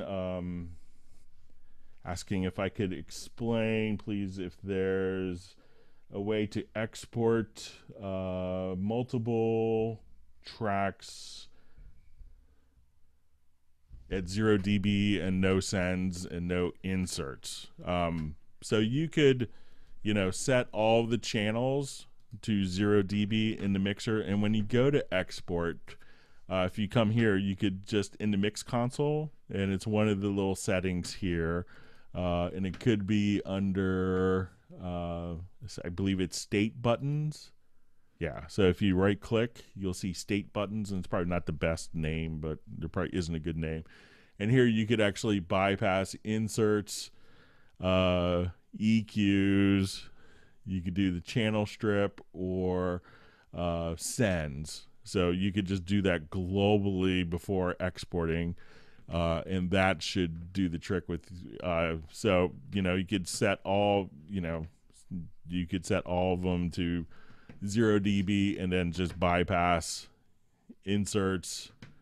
So if you just come here, you can say, okay, and again, you just turn it on with, I think it's going to be the key command. So it's just Option. So here, all the inserts are bypassed, all the sends are bypassed, just like that. So, and again, if you don't see that in the main mix console, just right click and then you'll see state buttons. And then when you go to export, and I also saw another question about, how can you export group channels in the batch export? At this point, you could just choose to come right here, and when you do your export audio mix down, all you'd have to do is when you go to your channel batch export, just scroll down, and we have a number of groups in this particular project. So there's our audio channels, VST instruments. So here's all of our groups, and then you could export only your groups and have those rendered back directly into your project that easily. So all you do is you can render it, and you say create a new project or import into an audio track, and all your groups can be rendered.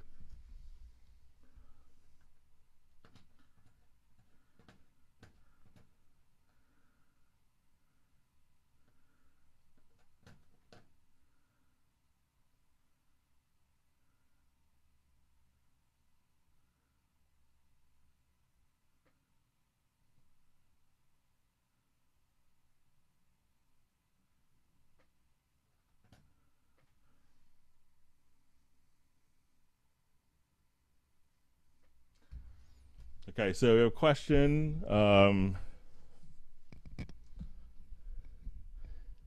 about if a band drifted away from the click because it wasn't loud enough for the drummer to hear, how would you use quantize audio to adjust the whole band back to the click without sounding unnatural? And this, you could kind of do, and I probably showed this a number of times, but you could do this for, particular sections of a project or a whole project. So if I wanted to come here, let's see if I have one of the pieces here. I'll just go ahead and open it for my project menu.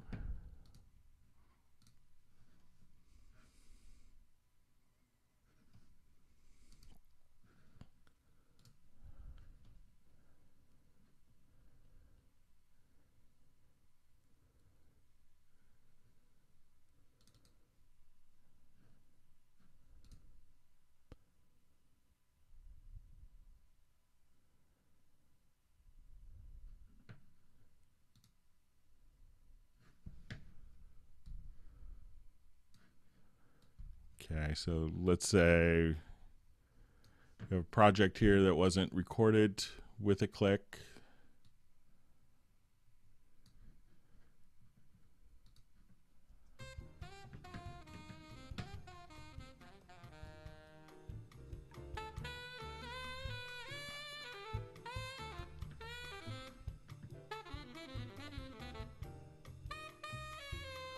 So let's say we wanted to just cut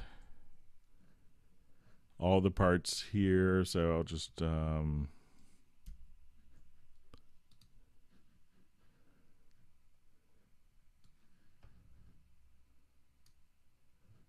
say I'll just do a Control A.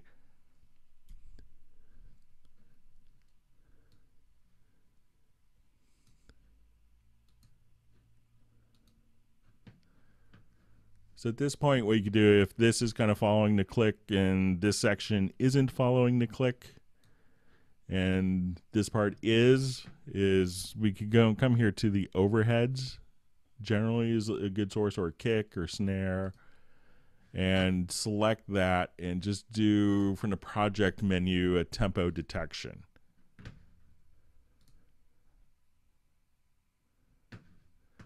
So now we have a tempo map just kind of for that selection here. So as soon as we come here,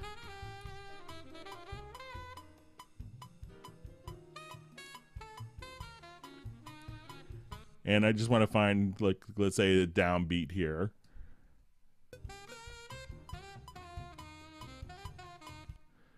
So let's say, right here, we'll just play just a portion of it. So right here will be the start of our 4/4 bar, and this is where, let's say, they start getting out of sync. We'll just listen to it one more time.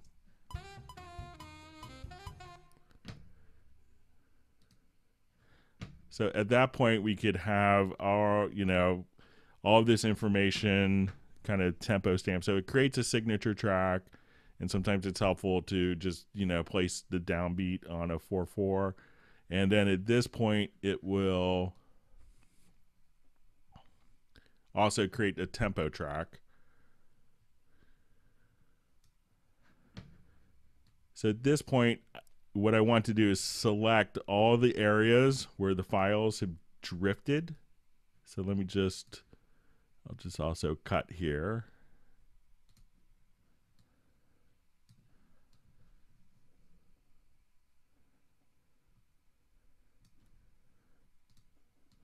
So I'll just select all of that, and we go to your audio menu. At this point, we want to go to advanced and choose set definition from tempo.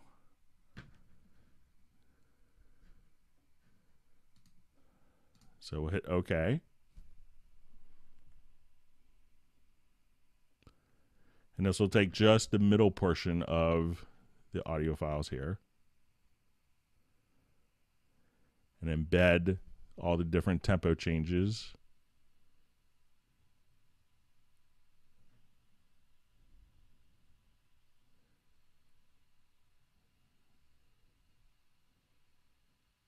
See if it's gonna act up on me or just doing some math.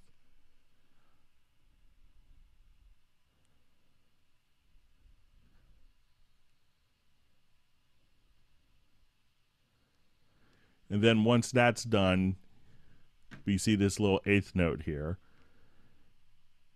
And at this point, you could just take this particular tempo and you could draw in new tempo maps. Or if you wanted it to be kind of fixed tempo, let's say the whole band is fluctuating a little too much. At this point, we'll make this a little larger so we can see our tempo map. And at this point, you could draw in new tempos. You could have it speed up. You could take just a portion of the tempo and be able to manipulate it with what was the pre-existing tempo. So if we come here, we can now just take this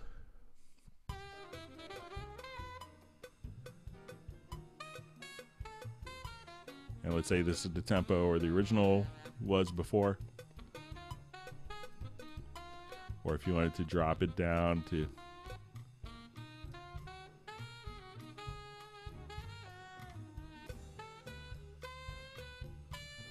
so that way it's going to take the tempo changes of every single beat and be able to change it. And if you wanted to, just draw in a straight line for a tempo, you could also just kind of come here and say, I want that to be straighter. And then that will just do tempo changes just on the middle part where it kind of got out of time. So, when I often do this and show it kind of for the whole song, but you could also just do it for a portion of audio files directly within just a portion of the song to kind of like, okay, it was all great except for this part sped up a little bit. You could just work and do processing on that one particular section. So I think that will do the trick. And it's really, once you kind of do it a couple times, go through the process, it's pretty amazing that you have that level of correction and control without it sounding totally screwed up.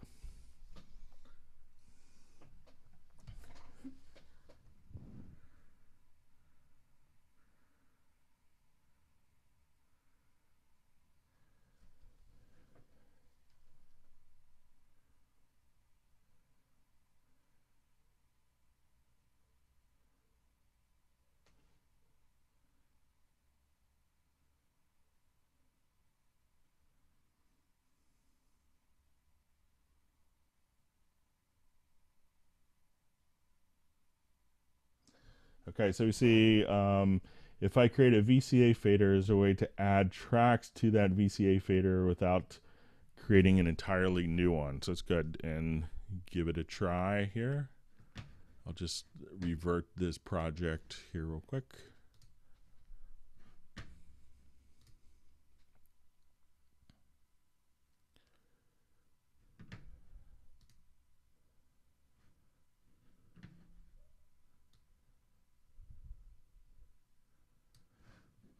Okay, so let's say I'll just hide all my input channels here.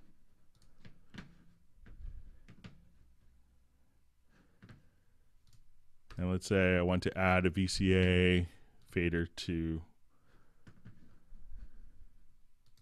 we'll just choose to create outside folder.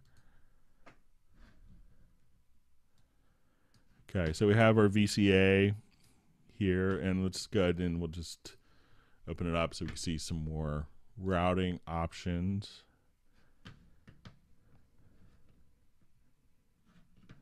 Okay, so here's our VCA folder, our VCA fader, and we don't have anything routed to it, so we don't see anything currently connected to it. So let's say if I wanted to take these particular tracks,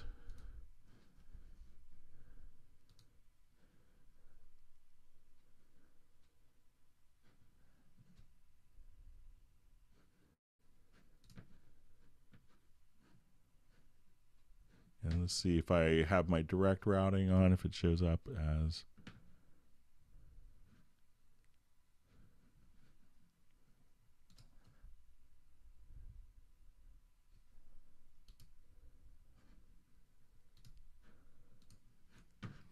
I'll go ahead and turn on my summing.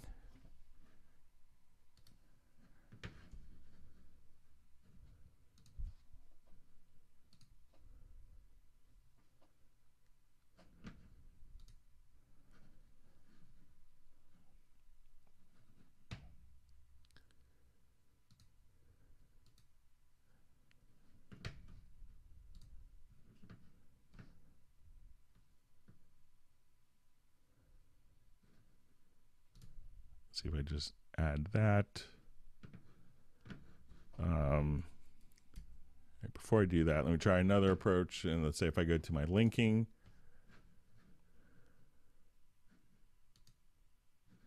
okay, so what you could do is I have an existing VCA here with nothing being sent to it. So I could select like all of my drum channels here, create a link, and we could say use VCA fader. Instead of creating a new one, we could send it to VCA1 and hit OK. And now this VCA fader is assigned. So you don't have to create a new VCA fader. So again, you can select the channels, add it to a link. So say we'll unlink again. So create a link, click on the use VCA fader, and instead of choosing new VCA fader, you could assign it to the VCA fader directly there, and then hit OK. Boom.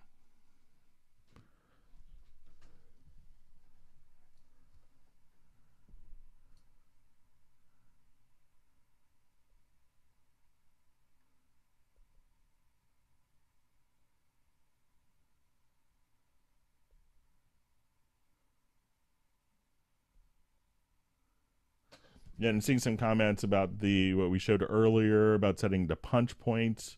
You know, you could definitely just create a macro to say set punch points from range selection. You know, you could create that, but you know, if it's, you know, you could create a macro if you don't like doing the 2 or 3 steps and trigger the macro from a single key command.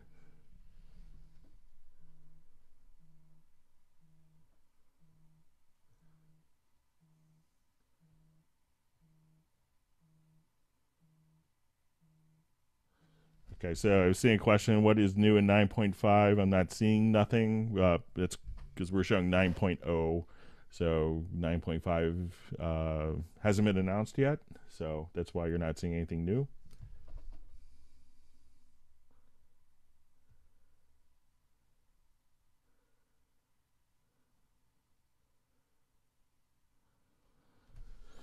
All right, so we have a question. Can you affect insert automation on an audio track from a MIDI track?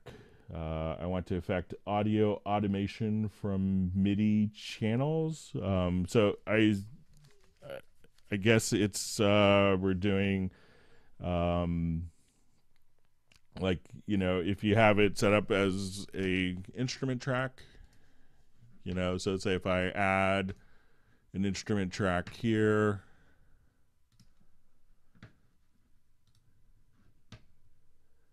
and let's say I just have like a retro log. So make sure I'm understanding. Let's just load up a quick patch.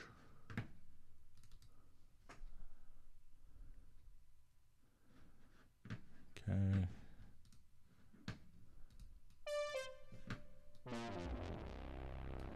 Okay, so if you, and some of you reread this, make sure. So can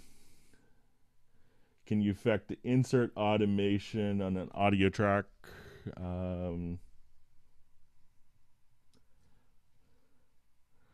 a MIDI track. So here, you know, we have MIDI. Okay, and you actually specified MIDI track. So if I come here, this instrument track, I could come directly here, and we will see, you know, when we go to, sorry about my microphone shifting. So as soon as I come here, we can just go to the edit channel settings for an instrument track, and then you can see all of your different audio plugins here. So if you wanted to, you know, run it through, you know, distortion plugin, you know, you could just kind of come directly here and run it through, let's say, Magneto to warm it up. So as we do this. But if it's a MIDI track that's being routed out to a virtual instrument, let's say I will add a MIDI track here. So what I'll do is we're just going to add, let's say, a pad shop here, and this will be, and then we're going to be prompted to automatically create a MIDI track. Let's load up a quick preset here. Okay, so, and now as soon as I come here, you could just click on the edit channel settings, and then that will take you to the instrument that's being set out here. So now as soon as I come here, I could just add a delay. So let's say I'll just add a quick mono delay, and then you could go directly back up to your pad shop sound here. So once you click here, this will be kind of all of the audio information for that particular channel. So now if I wanted to play back the pad shop sound, at this point I could just kind of click here and we'll hear the delay.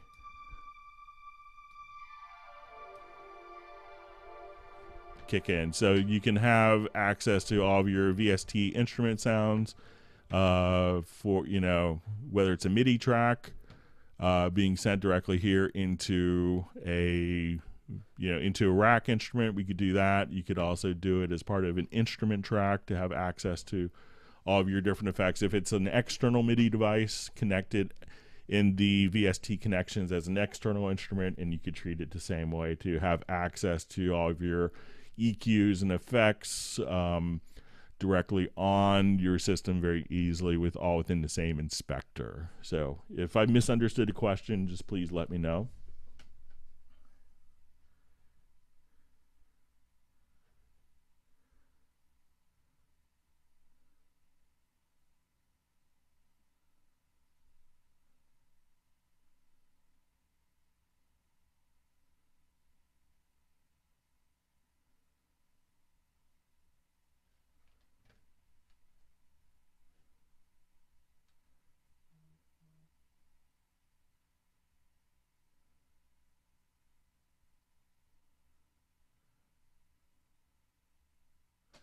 Okay, so seeing a question, when will the new video player be developed? It's already in version 9.030. That's when it was released, and it was in Nuendo 8. Okay, so we have a question. Can you show me how is possible to edit an audio clip into Cubase with Wavelab using a plugin into the master section, such as Master Rig or other? So let's go ahead and show that. I'll just do a new project.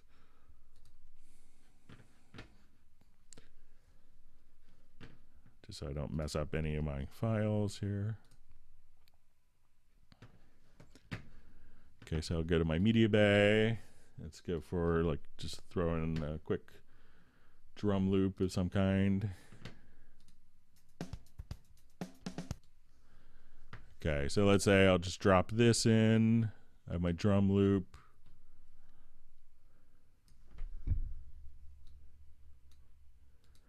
So let's just put that into like a cycle so you can hear it. And just so I don't screw up my original loop, I'll just bounce the selection and replace it just for demonstration purposes. Okay, so now what I can do, I'm going to just have that selected. Let's go to Edit in Wavelab. Again, Wavelab will launch.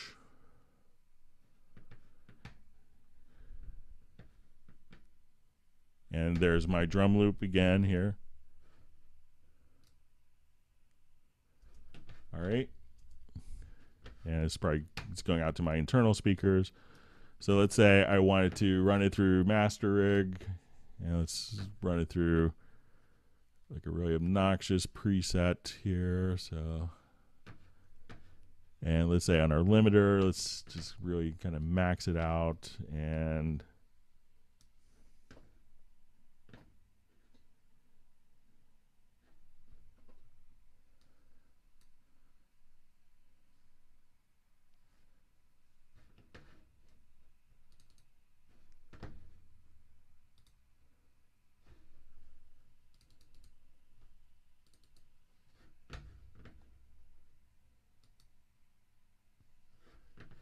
okay, so we're going to just do it in place. Okay, so now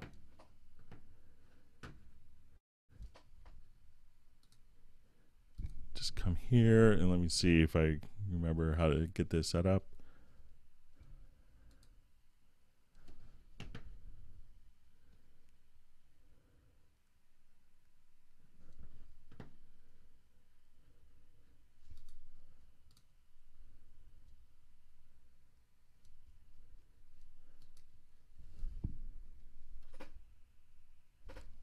And let's say if we go back.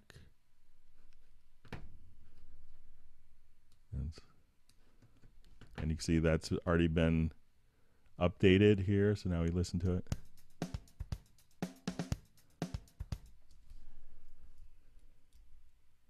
So we can undo that, redo it. So that's how you can kind of get it back and forth between the two. And I think there's another way, just in 9.5. So just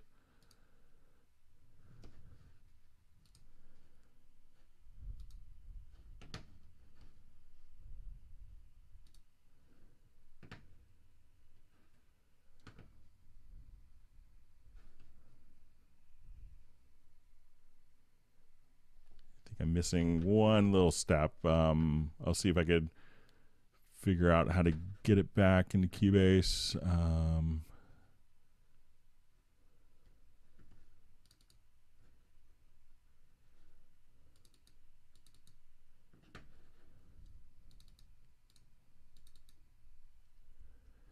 I'll come back to that, but that's kind of the basic concept of it.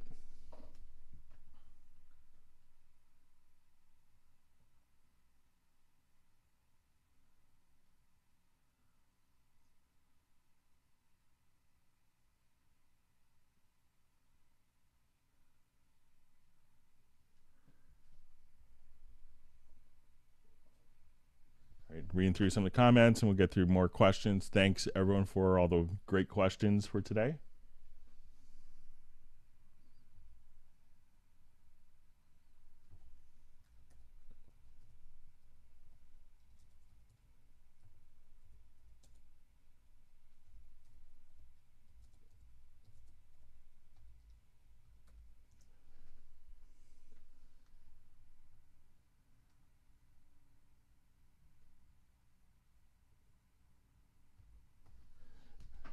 All right, so we had a question about moving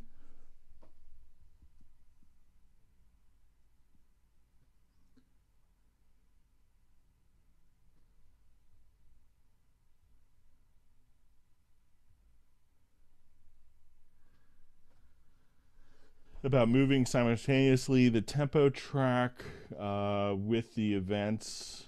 So let's say if we have a tempo track here,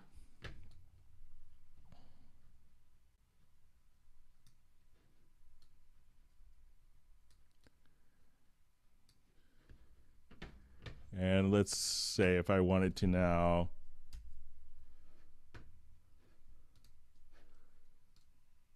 if you kind of select all the events, the tempo can move right with it. And let me see if you have to have the events selected or just the tracks selected.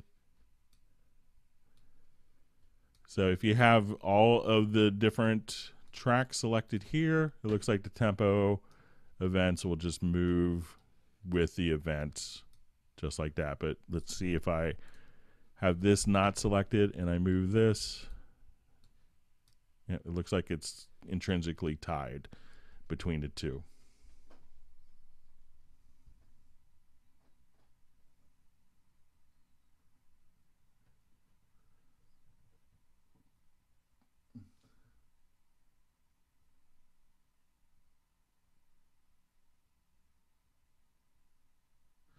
All right, so getting back to tempo detection that we had earlier.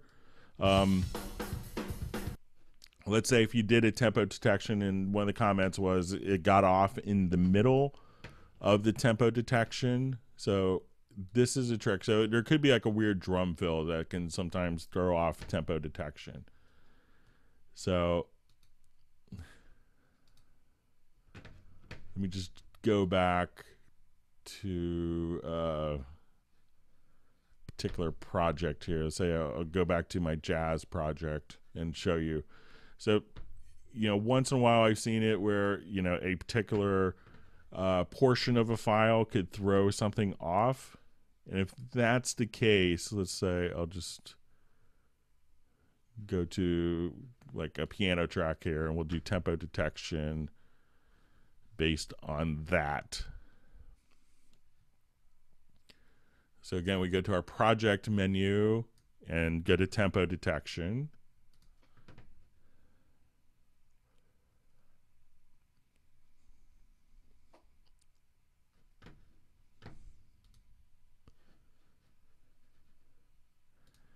Okay, so where you see, okay, I just did the bad thing. So let me just, the trick is, let's say we're taking this as our tempo detection here.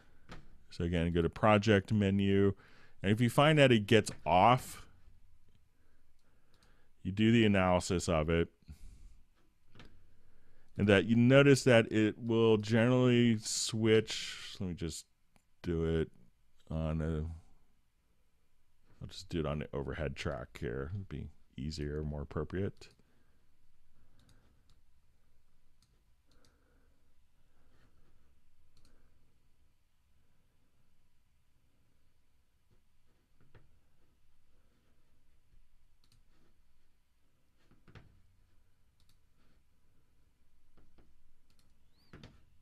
All right, so once you do the analysis of it here, this will often stay up and it'll switch to kind of the range. Let me just show this. I'm just going to, since we've already done this a couple times, I'm going to revert this so it'll make a little more sense.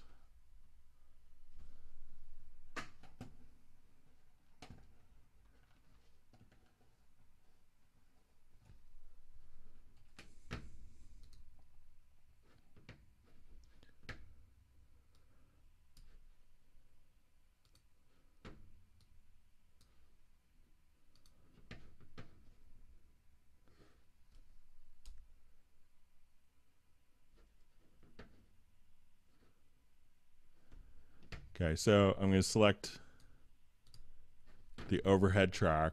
So this is what happens if you like if the tempo gets off, and I've seen this, like one of the early uses, someone was doing a remix for a disco track, and one drum fill would just throw off the tempo detection. Now, as it does this, it's automatically going to turn on the time warp tool.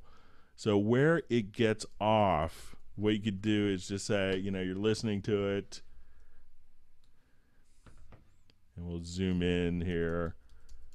So what you want to do is to, if you find it's off after like a particular drum fill, is you can manually adjust the point here to like the downbeat. And then once you do that, it does a whole reanalysis after that point. So you say, oh, we need this part. This is where the downbeat is here, and it's not at like the weird tom thing. And then again, it'll just redo the analysis there. So after you do the tempo detection, this stays up for that very reason. And then you're able to do all of your tempo detection just handled just that easily. So if you need to tweak it, it'll automatically be set to the time warp tool. And then you could just tweak the tempo, say this is where the downbeat is, not there, and then you can manually adjust it, and it does the analysis from that point on. So if you find that you did the tempo detection and it's one drum fill the drummer does kind of, it can't figure it out, just simply manually adjust it to the downbeat, and then you should be all set from there.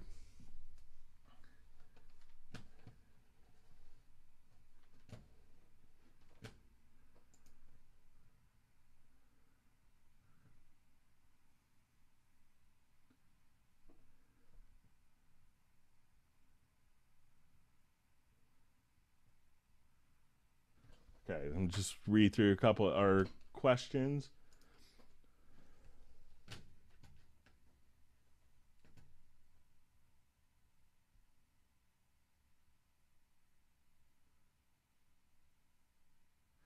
So we see a question, can you overlap audio clips in the same track in Cubase 9? So what it's going to do is to actually, you could hear one track at a time, but if they're kind of over, but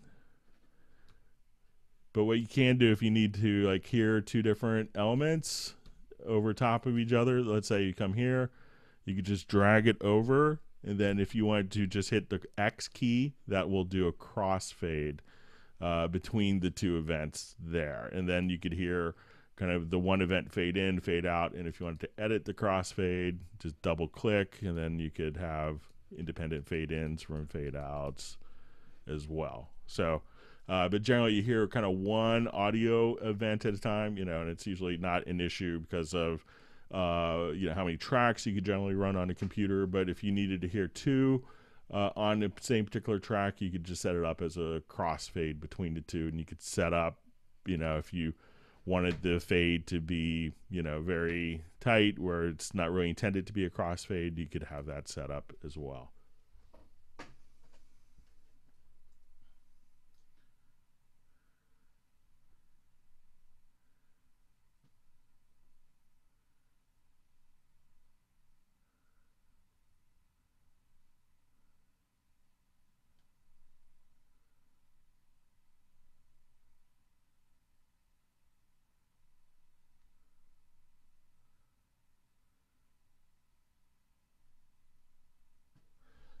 Okay, so you see a question, is it possible to assign 10 or more audio samples to my keyboard via sampler track? So the sampler track is really intended to do like one audio file at a time. So if you needed to do like more, so if I wanted to just, let's say if we double click on a particular sound here, I could go into my sample editor and say, oh, I really like this one particular sound.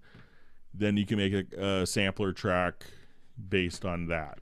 So now I could just trigger this particular sound, like a cymbal crash, which I have here. So I could just trigger this. So at that point, it's really intended for one single sound. But what you can do is actually transfer this to like Groove Agent SE. And then if you wanted to, that sample is automatically carried over, and you can drag and drop 10 samples directly. You could have 8 different samples per pad, but you could have multiple sounds, and you could just trigger here. So if you start with something inspired in the sample track, you can directly from the sample track itself have it launch directly into Groove Agent SE. But again, anytime you have a sample track, you can just kind of take just any particular audio file and head over and do it just like that. So the sampler track in its current incarnation is really intended for one sample. If you need more, you can get into Groove Agent SE, the full Groove Agent, or Halligan, where you could do like, you know, incredibly extensive sampling options. All right, so we had a question about loop mash and what is loop mash. So loop mash kind of works as 2 different components. So if I wanted to have it as an instrument, we could load it up as a particular VST instrument. And this allows you to kind of take different audio loops and kind of mash them together to get very creative results. So let's say if I just want to come here, I can now just play this particular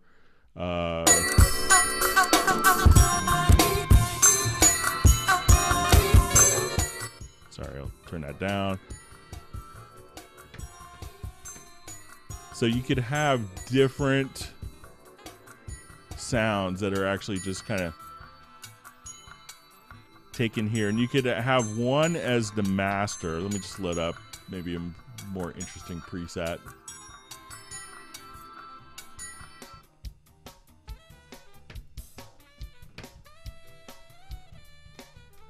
So what you could do is kind of take different, you know, different sounds. So you could actually have, you know, when you come here to, you could have different slice selection. There's performance controls, but you could drag and drop different patterns. And then you could choose one to be the master and incorporate kind of different elements of different drum sounds. So let's say if I wanted to come here. So the more that you have here, you could just kind of set the voices per track a little higher. And you could choose to have different sounds kind of be more of the basis and combine these different elements. Now where it gets really interesting is, let's say if we have this particular one, you could also do different performance controls. And you could do this as its own plugin. So if you want to do like,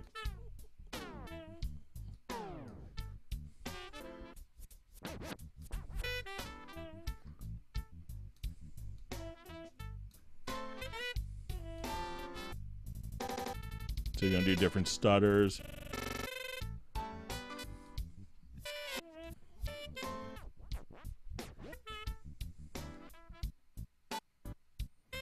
And this part can actually be run as a different plugin, but it's going to allow you to combine different audio loops and take kind of what they call perceptual indicators and be able to kind of tweak those.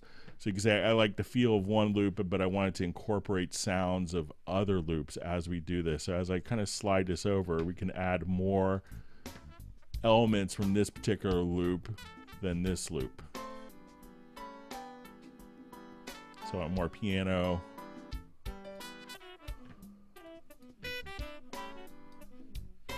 And of course, you could just kind of come over here and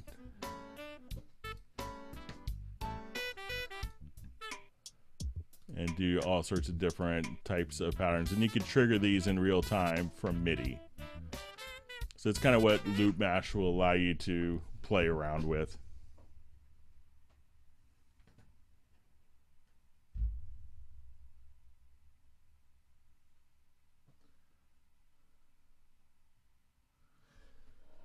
All right, so I see a question. Is it possible to have a VST maximized to full screen? It really depends upon how the plugin itself is defined. So some plugins will allow you to operate in full screen, and some don't. You know, most of them tend not to. Like Halion is a great example where you could actually break off different portions of the plugin into different windows. But most of the plugins are going to be working within a DAW program, so they don't want to necessarily make it so you can't see the overall DAW window and use the plugin at the same time, especially if you're a laptop user. So there's nothing within the VST specification that prevents a plugin from going to full screen. Just many people from a usability, I think many companies from a usability standpoint offer or choose not to, because they're often working as a plugin within the host application.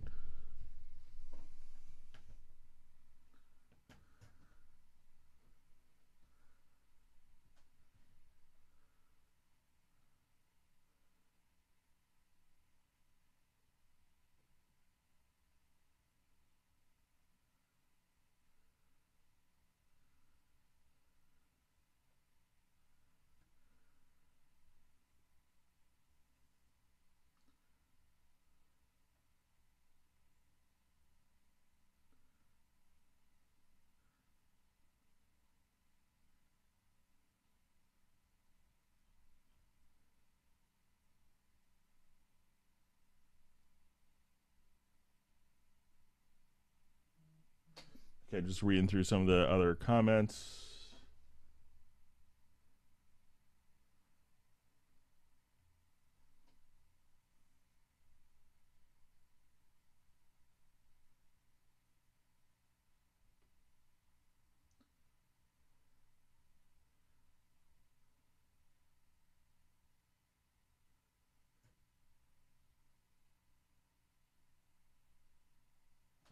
Okay, so we had a question about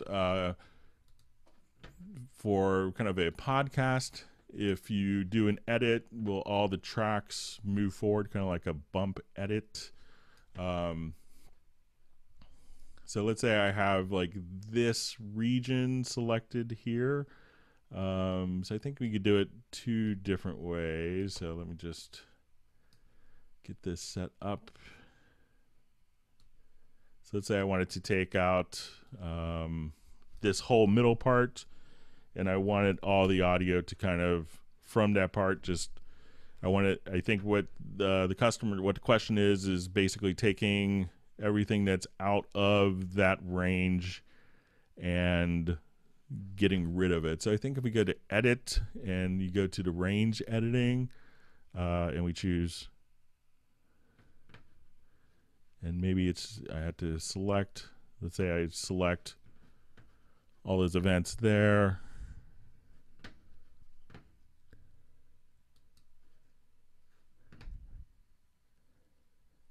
And let's say delete time. So I think that's probably what you want to do. So if you have just like a whole range of time that you wanted to get rid of, select it with the range tool, and then go to range, delete time. So I think that's what the question was. I'll just reread it.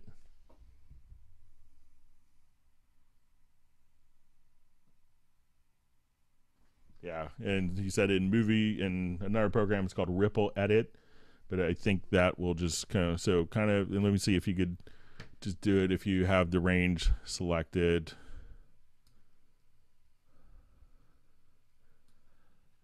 Maybe not on all tracks, but say if I come here.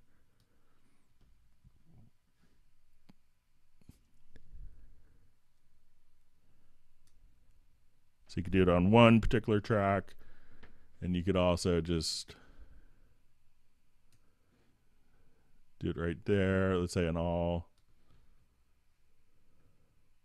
tracks with the range tool.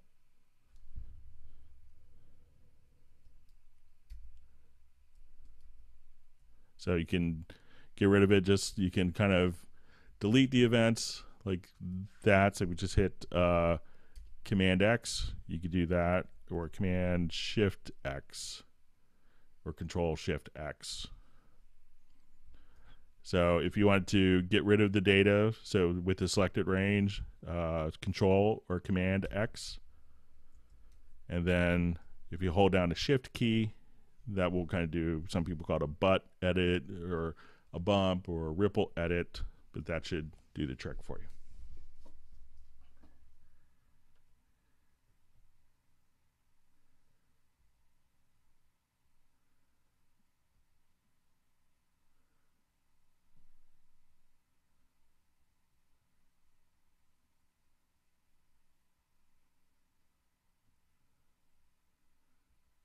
Okay, so we had a question on save in background that was reiterated again.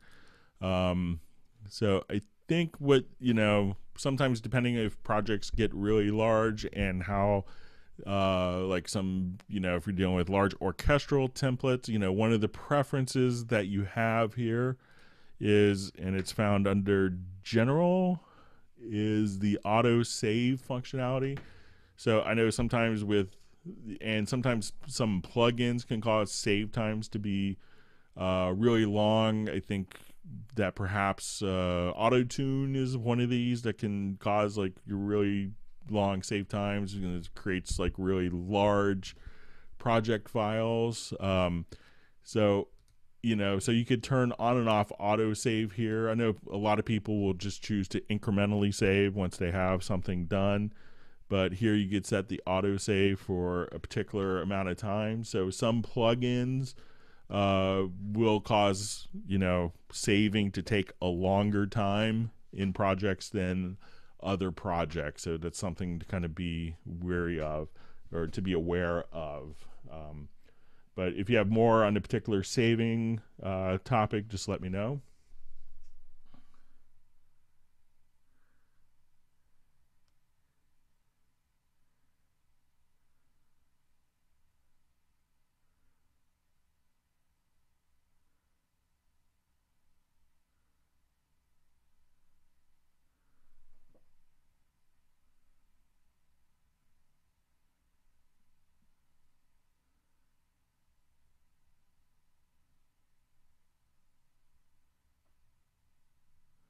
All right, so someone asked about the cursor not following the project. And there's a couple of different modes. So let's say if I just click here, let's say we have it zoomed in. There's a couple of settings that people often miss with this. So let's say, let me just get rid of some of my input channels here. All right. So let's say if we have it zoomed in a pretty good amount here, we can play back our project. And usually by default, if it's not kind of following in,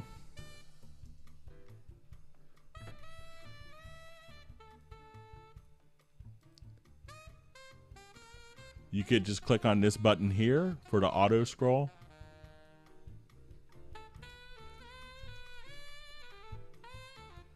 And you could have some different settings here. So you could have the page scroll. So when it gets to the end of the page,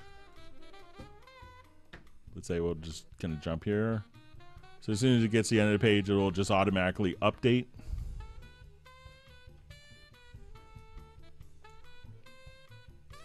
And there's also just a stationary cursor.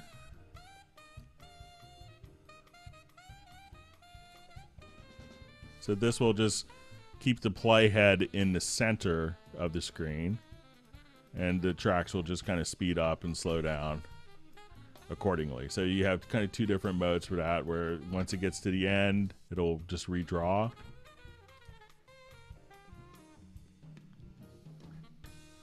Or if it's not doing it at all, just make sure that you go to the auto scroll settings here, and hitting the F key on your computer keyboard will also turn that on and off.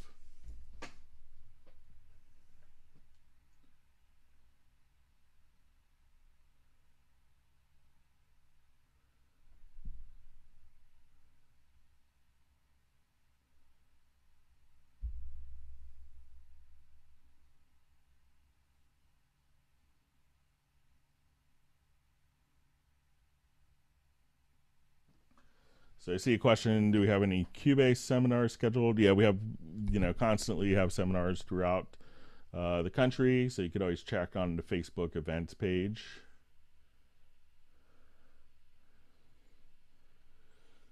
Okay, so we see how to consolidate audio and MIDI clips. One way of doing it, if you have a lot of different tracks, is, let me just go to a different project here. The easiest way to consolidate, like if you need to give it to someone else who isn't smart enough to be running Cubase yet, what you can do is literally just kind of pop to the batch export. So as soon as we go to your file, to the export audio mixdown, you can just activate the channel batch export. And then here you could take, all of your output channels, all of your group channels, effects channels. So let's say for this project, so we want to take all of our VST instrument channels, all of our MIDI, our audio channels, effects channels, so basically everything that is, part of our project here. We can now just simply do a batch export. Another thing that people do often is, you could select all your events and do a render in place. So if you wanted to just come here, you could say, okay, just go to my render settings. I want to take that MIDI track and be able to, render that particular track. So you could just say, okay, let's just render in place with current settings. And I don't think it's, that's a group track. So let me just come here to a particular track. So if you want to do MIDI or audio, I could just say, okay, we're going to take this and again, just go to your render settings. Here you could choose to have different effects if you wanted, and say, okay, now I just wanted to render my bass part, and it could just automatically create an audio part underneath of it so that you can just have the audio right there. So I know some people will do that, render all your audio and MIDI parts, or just do batch export.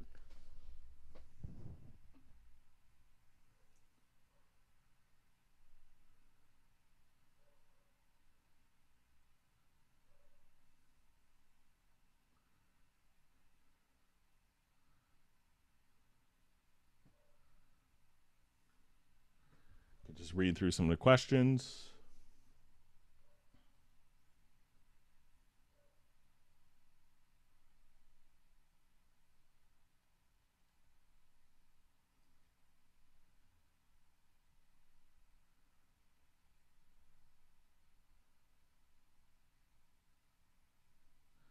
Okay, so we had a question about, navigating to different tracks from a MIDI controller.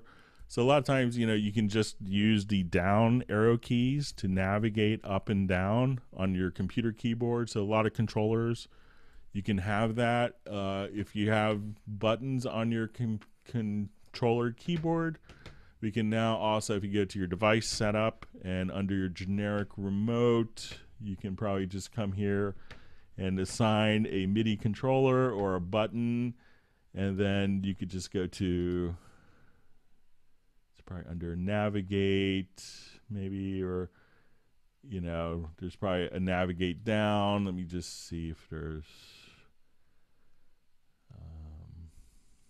let me just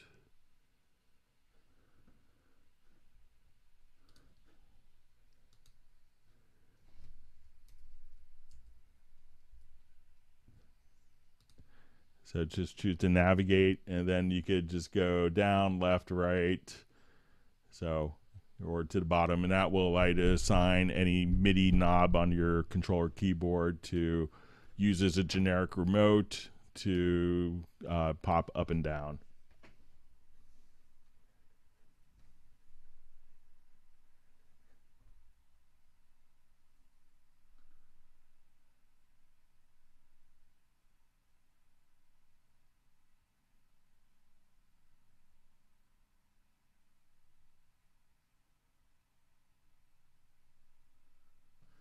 All right, so I'm seeing just a comment on how the display looks a little jittery.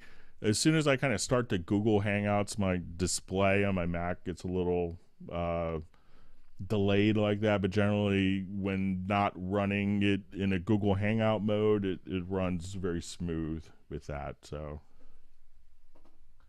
all right, so question on like how to quickly add in hi-hats for a MIDI track for 16th notes. You know, the easiest way, and you know, a lot of people miss this. So let's say if I just have a MIDI track here, is just to use the drum editor. And it's once you kind of start doing, you know, especially if you're doing like a hi-hat part, it'll just make total sense to do it in a drum editor. So if I just double click here on my MIDI part, instead of just my key editor, I could just do my drum editor here.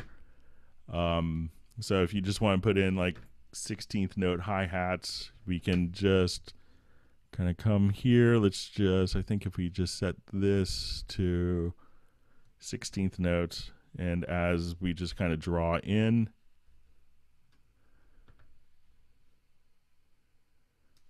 you know, or let's say, I think if we zoom in even more,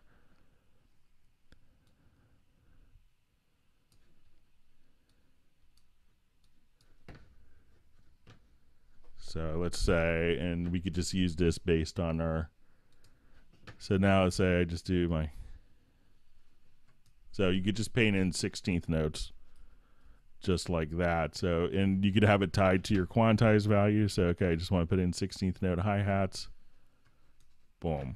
Just that easy to kind of paint them in a drum editor. So that's sort of like, you know, some of the things where drum editor is just like super fast and easy to do. That makes it a real cool part of the program to use, that often people coming from other programs just use the key editor for all their drum stuff, and this is like so much better. And some of the other hip things a lot of people don't know is you could actually just select just a particular lane and see, okay, this is only going to be my bass drum. When I come here, this is my snare velocities only that I'm seeing here. These are my hi-hat velocities. So super fast and easy.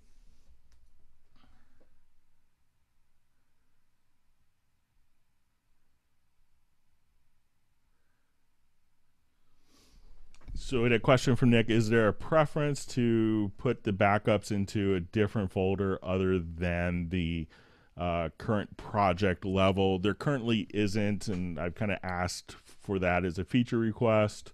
It may not be the highest priority, but I'll reiterate it again.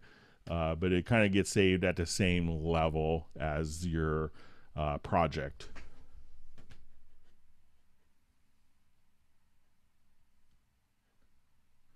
Okay, so let's go back to some questions that were mailed in and asked earlier.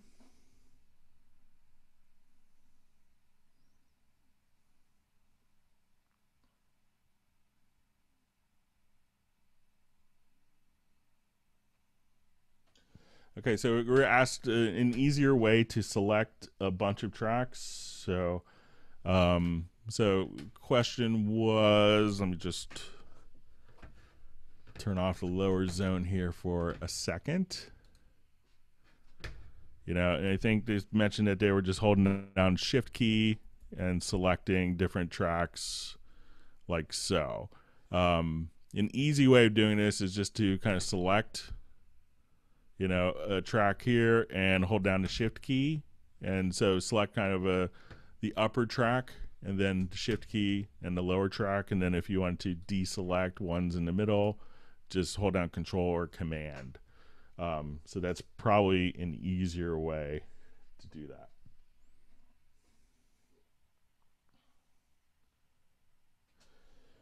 Okay, we had a question about key command presets that keep resetting to 0 every time you create a new project. How do I select a chosen preset as a default? I've never had this happen or seen it happen. So it's a little perplexing to me. But what you can do is once you have your key commands set up, and if they just load up, you know, it could be, once you have that all set up, is to save it as a preset, and then just if it happens again, just have it you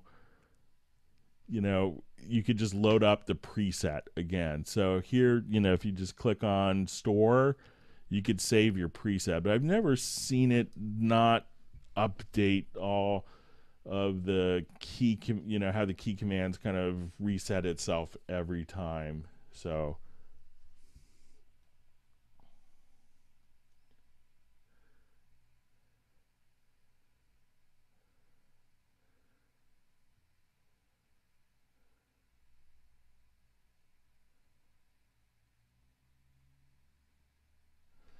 okay, so one of the questions was how to remove all inserts on a particular track. So let's say if I'm here and we have a number of inserts, so let's say I just come here. If there was a clever keyboard shortcut of doing this without having to do it all at once.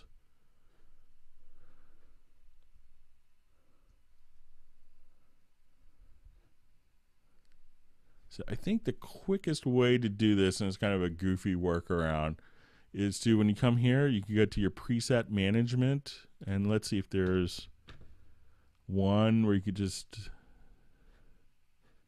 the quickest way, you could do it into, for every single one. You could also drag and drop. If you come here, let's say, I think if we just drag and drop,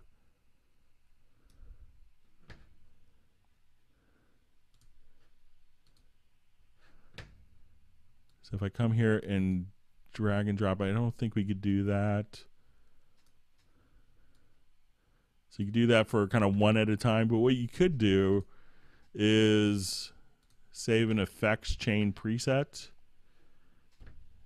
And let's just call it empty.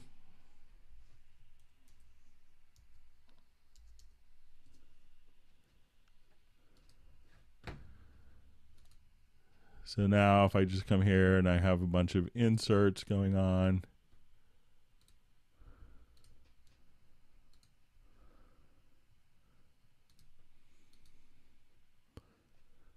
at this point you could just say load effects chain preset to empty. So it's a workaround, not a great workaround, but that will speed things up rather than having to drag like 8 insert slots out.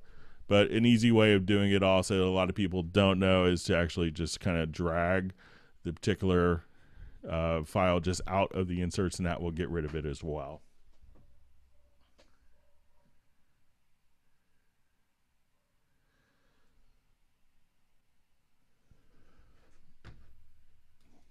Okay, and there's a question to find the hottest peak in a WAV file.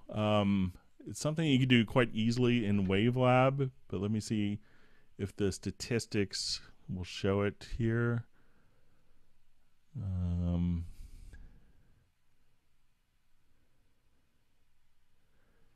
Some people could do like a quick remove silence to find the highest peak. But it's something that you could do inside a WaveLab. I mean, you could do it kind of visually in some ways. I know some people will come into the sample editor, and if you go to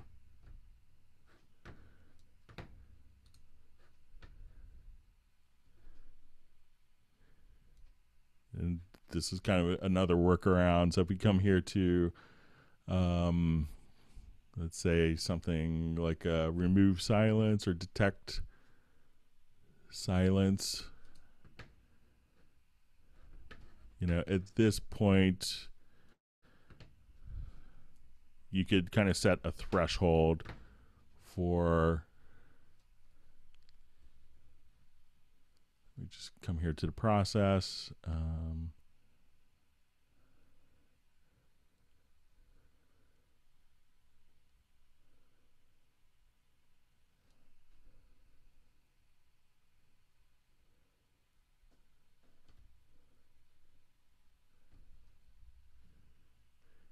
Yeah, so I don't know an easy way to do it, but sometimes you could set kind of a threshold parameter. So let's say even if you go to your hit points, at this point you could adjust your threshold, and that will show kind of, it's not a horrible way.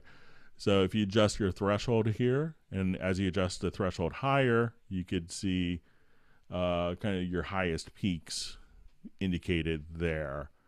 So here we can see that the highest peak is going to be right at this note, and as we adjust the threshold down,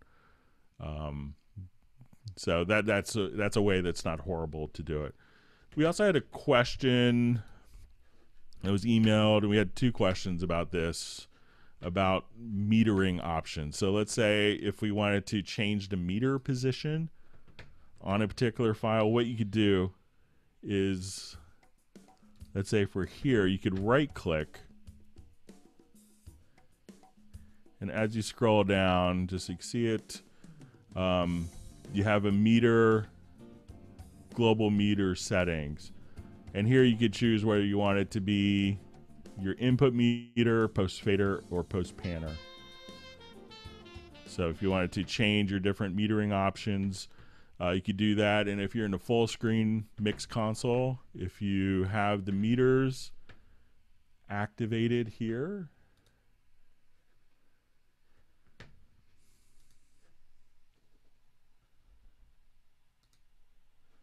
so say if you had the meter bridge here, you could also just kind of right click in the meter bridge, and you could choose whether you want it to be input meters, post fader, post panner, or if you wanted, you could choose PPM meters here. So that's an easy way. All right, so we had a question: is it better to put a noise gate before or after the compressor in the signal chain? Most of the time, it's probably makes more sense to put it before the compressor, because you may not want the compressor kind of expanding material, like the noise between active parts of an audio file, to raise that up. So sometimes people run a noise gate before, so that if you have a little bit of ambient noise or like a little bit of a noise floor, that isn't compressed afterward. So okay, and I think this was from Greg McCarty. I think he has a UR44 interface, if I'm not mistaken. And the question was about adding additional monitor speakers. It says, I have 2 sets, but can't figure out how to add a third. So with the UR44, you have kind of 6 outputs, but 2 of the outputs are kind of doubled. So outputs 1 and 2 are the same as the monitor outputs. So that gives you kind of 4 discrete outputs. So, I know some people will take like a headphone output and be able to kind of run that as a dedicated, but kind of how the UR44 is set up is to have 4 dedicated discrete outputs. So that could be a factor of why it's kind of not working.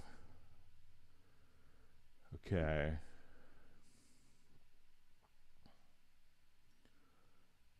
Just reading through a couple of other questions we collected earlier.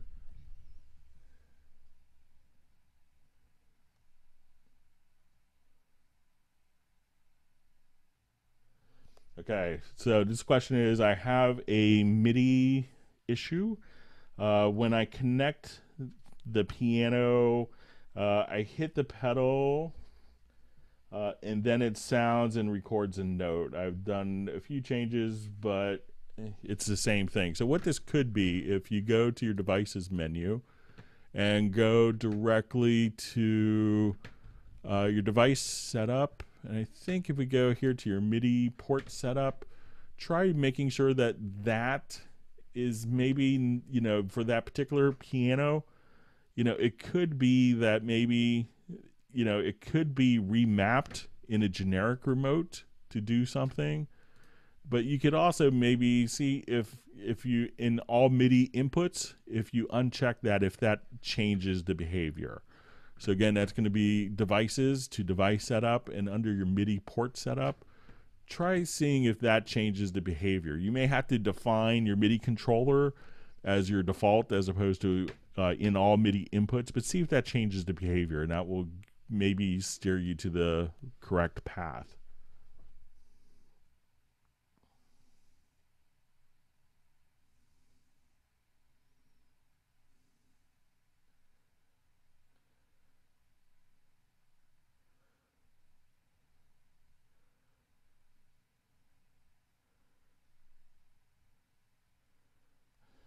Okay, so let's see. So we have a question: how do I copy a MIDI pattern in a track so I can make changes to it without affecting the original pattern? Usually by default, a MIDI part will, when you copy it. So let's say if I go to, we'll find just a quick MIDI track here.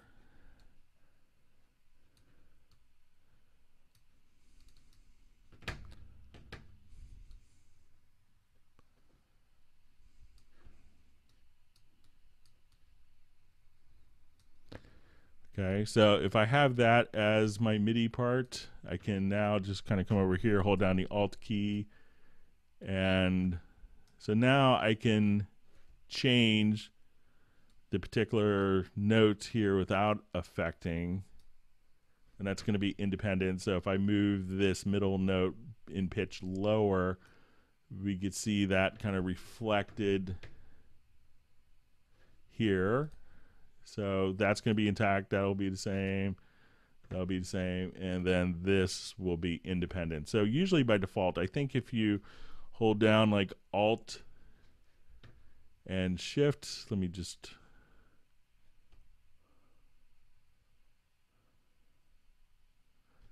So let's say if I come here and hold down Alt and Shift, that might be like a ghost pattern, and a ghost pattern will, you could do, or kind of a shared copy.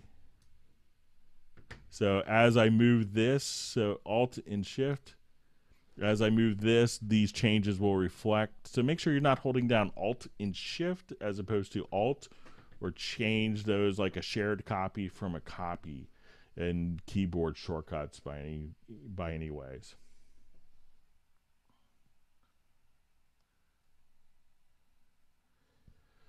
All right, so question in a control room.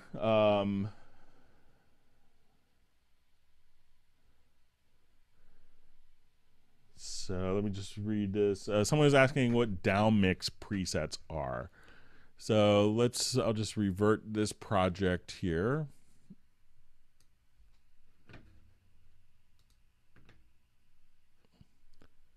And what the downmix presets will allow you to do is something pretty clever, because a lot of times, especially today, one of the things that's really important is going to be mono compatibility, because so many people are listening to projects on their phone.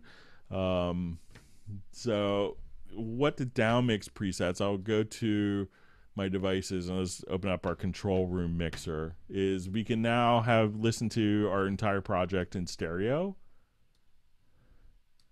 So as we come here, we'll just play. And what the downmix preset will allow us to do is to listen to it in mono and make sure that's going to collapse well.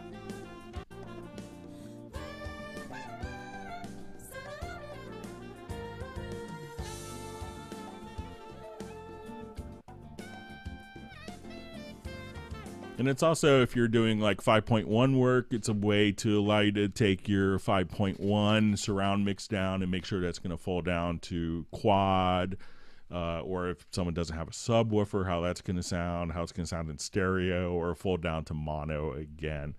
So, while it wasn't important for a long time with kind of the delivery formats of people listening to it on an iPad or your phone that has one speaker, mono compatibility is probably more important now than it's been in 50 years. So that's what the downmix presets will allow you to do. All right, so we have a question. Is it possible to have a mixer fader view that actually act as aux send levels? Currently not. You could do it kind of with our Nuage controller, which is probably out of the budget for a lot of people. But if you want a very, the most tightly integrated controller, you could use the Nuage to do that, and that will flip the faders down. But currently you can't do it for like aux sends. It's a very common thing for live sound to be able to say, okay, I want to take my aux sends, and now the faders are sending this channel out to aux sends or to Q mixes. But currently there isn't a way to do that in Cubase. I passed that on as a feature request before, and I'll keep passing it on.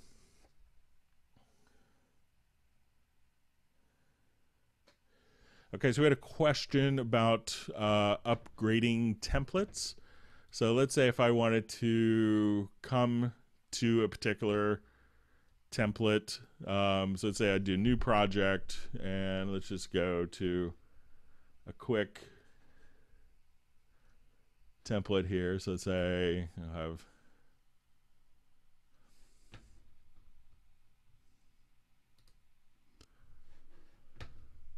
and they're looking for an easy way to kind of update a template. Or I'll just start brand new with one. So let's say I have a new project here, and we'll do an empty.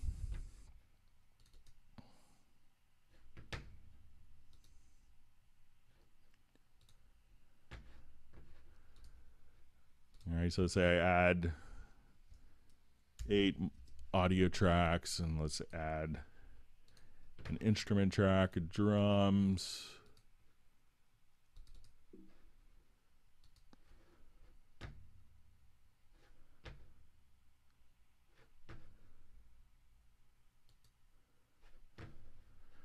so now let's say I wanted to save as a template. I can now come over here, and we'll just make it November Hangout.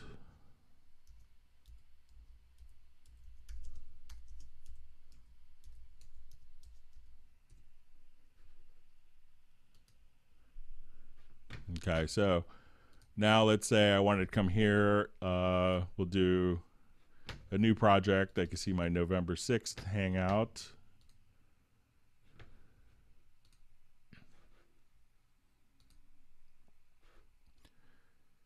And let's say we have that set as my template, but now I wanted to update the template with an effects channel track. So let's add a reverb.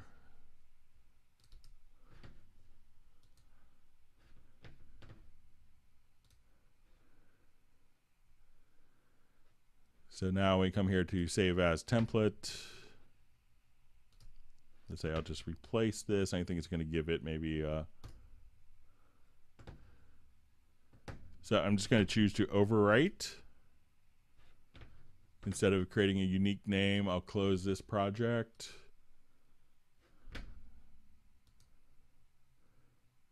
So now when I do a new project, we'll just do the November 6th, and we'll see if it includes the reverb. We'll activate that.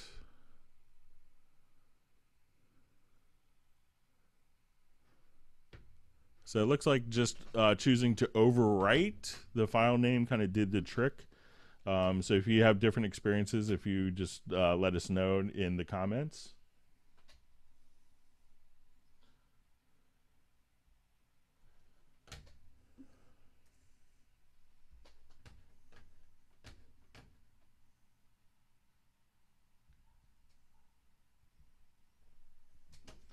Okay, let me just come back. We're going to be wrapping up here in a couple minutes.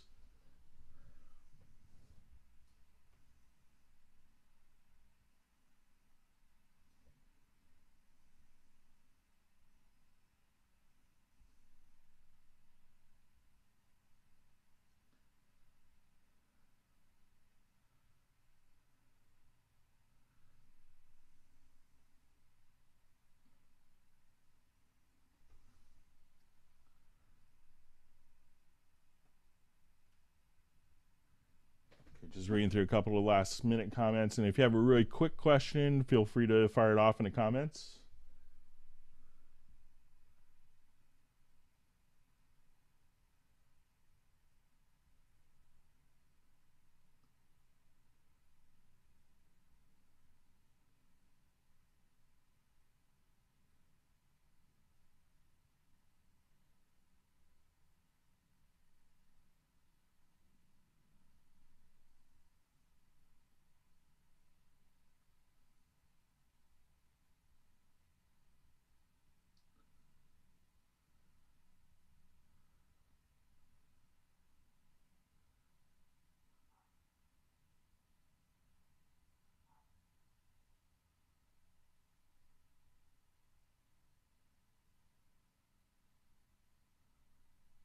Right, just reading through some comments. I see someone asked their question an hour ago, but if you wanted to ask it again real quick, we're going to wrap up here in a couple minutes. We'll try to get through some more questions. Appreciate everyone's patience.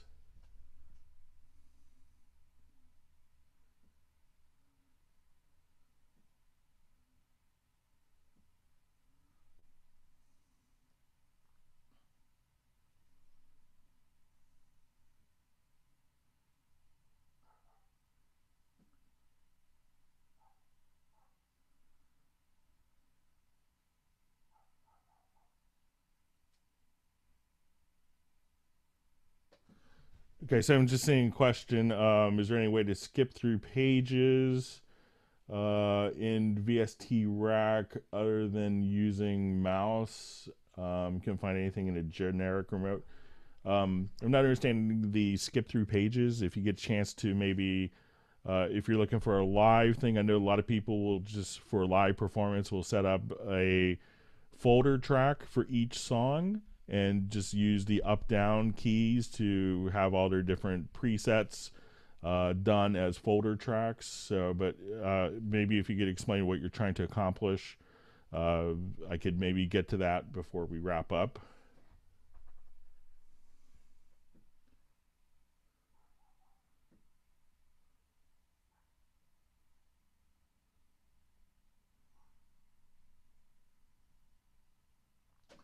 All right, so we had a question on about applying different mix presets to a song. Like it maybe, we get this a lot sometimes where people like, okay, I have like everything set up the exact way that I want to do it. So if we have that situation set up, you could actually, let's say if we have the mix console, what helps for a lot of people is within the mix console, if you wanted to have different presets, if you have the selected channels, at this point you could just choose to load or save the selected channels.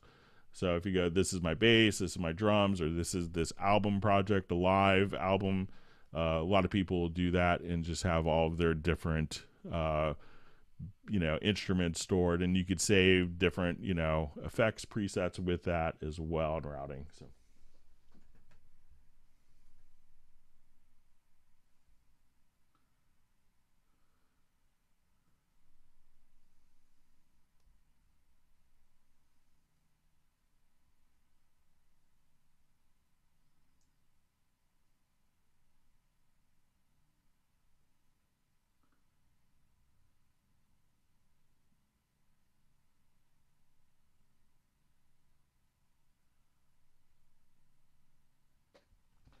okay, so getting back to the templates, it says the override template works great. But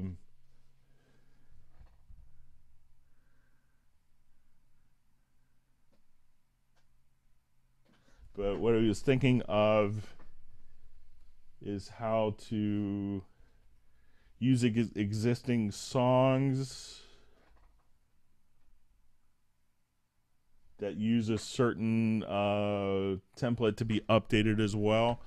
What I set up I created a macro where you could actually, like if someone has a particular song, like if you're working with a band situation where, what you could do is create a macro to, what I do is I save a new project, and I could maybe have this prepared or work on. So I do a save new version of the project. I delete all of the audio and MIDI information from the project. So I just do a select all, delete. And you can do this from the edit menu. I go into the pool window. So within the pool window, I choose to remove unused media and empty trash, and then save as template. So at that point, I have a macro set up, and I created this at the AES show for my friend Jim Fox. And at that point, you could just take this project and hit one mouse button. You'd choose to erase the files and pull, type in a name, and that template is based on the song and carries over the song name. So you could probably experiment with that as well if you wanted to update it from an existing song. So you give that a shot.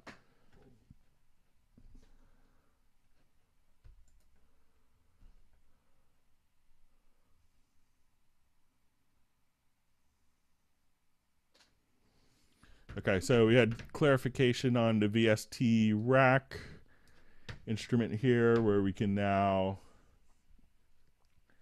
and I think it's maybe for the inserts. I don't perhaps know of a way to jump back and forth between the different pages of the kind of the controls. But I'll dive into it if you want to send me an email to remind me at clubcubase@steinberg.net.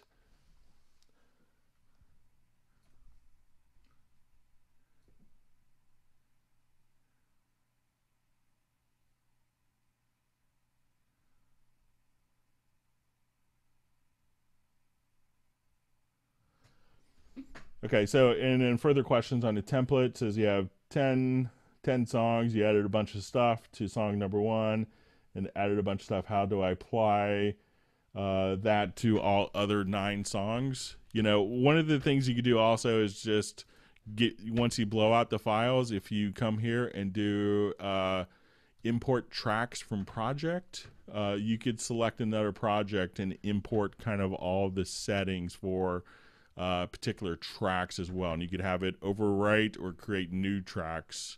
So play around with that a little bit, but I've set that up for different producers and engineers. All right, so we're a little bit over 3 hours. So if you have a last minute quick question, please fire it off, and otherwise we'll get wrapped up because I have to go pick up my son from school. We'll see. I appreciate everyone's questions. We had a lot of great questions and people from all over the world, which is always fascinating to me. We may be doing 3 Hangouts this month. We only got to do 1 last month because my travel schedule was a bit chaotic and busy. So when is the next release coming out? I haven't heard anything on the release information. But I'm sure there's a bunch of people working diligently in Hamburg. So,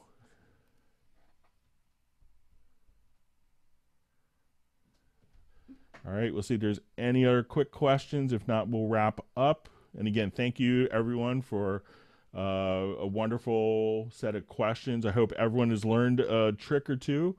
We look forward to doing the next Hangout, and we may try to sneak in 3 this month. We'll see what we can, how the schedules kind of work out.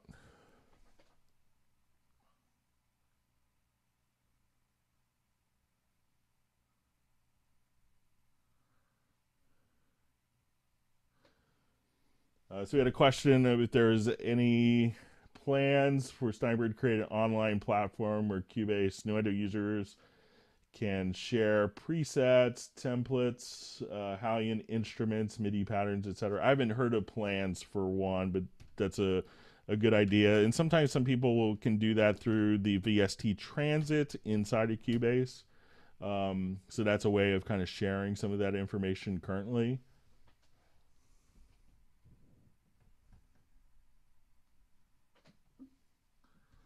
Okay, yes, I will be in Dallas at Spunky's place on the 20th of November.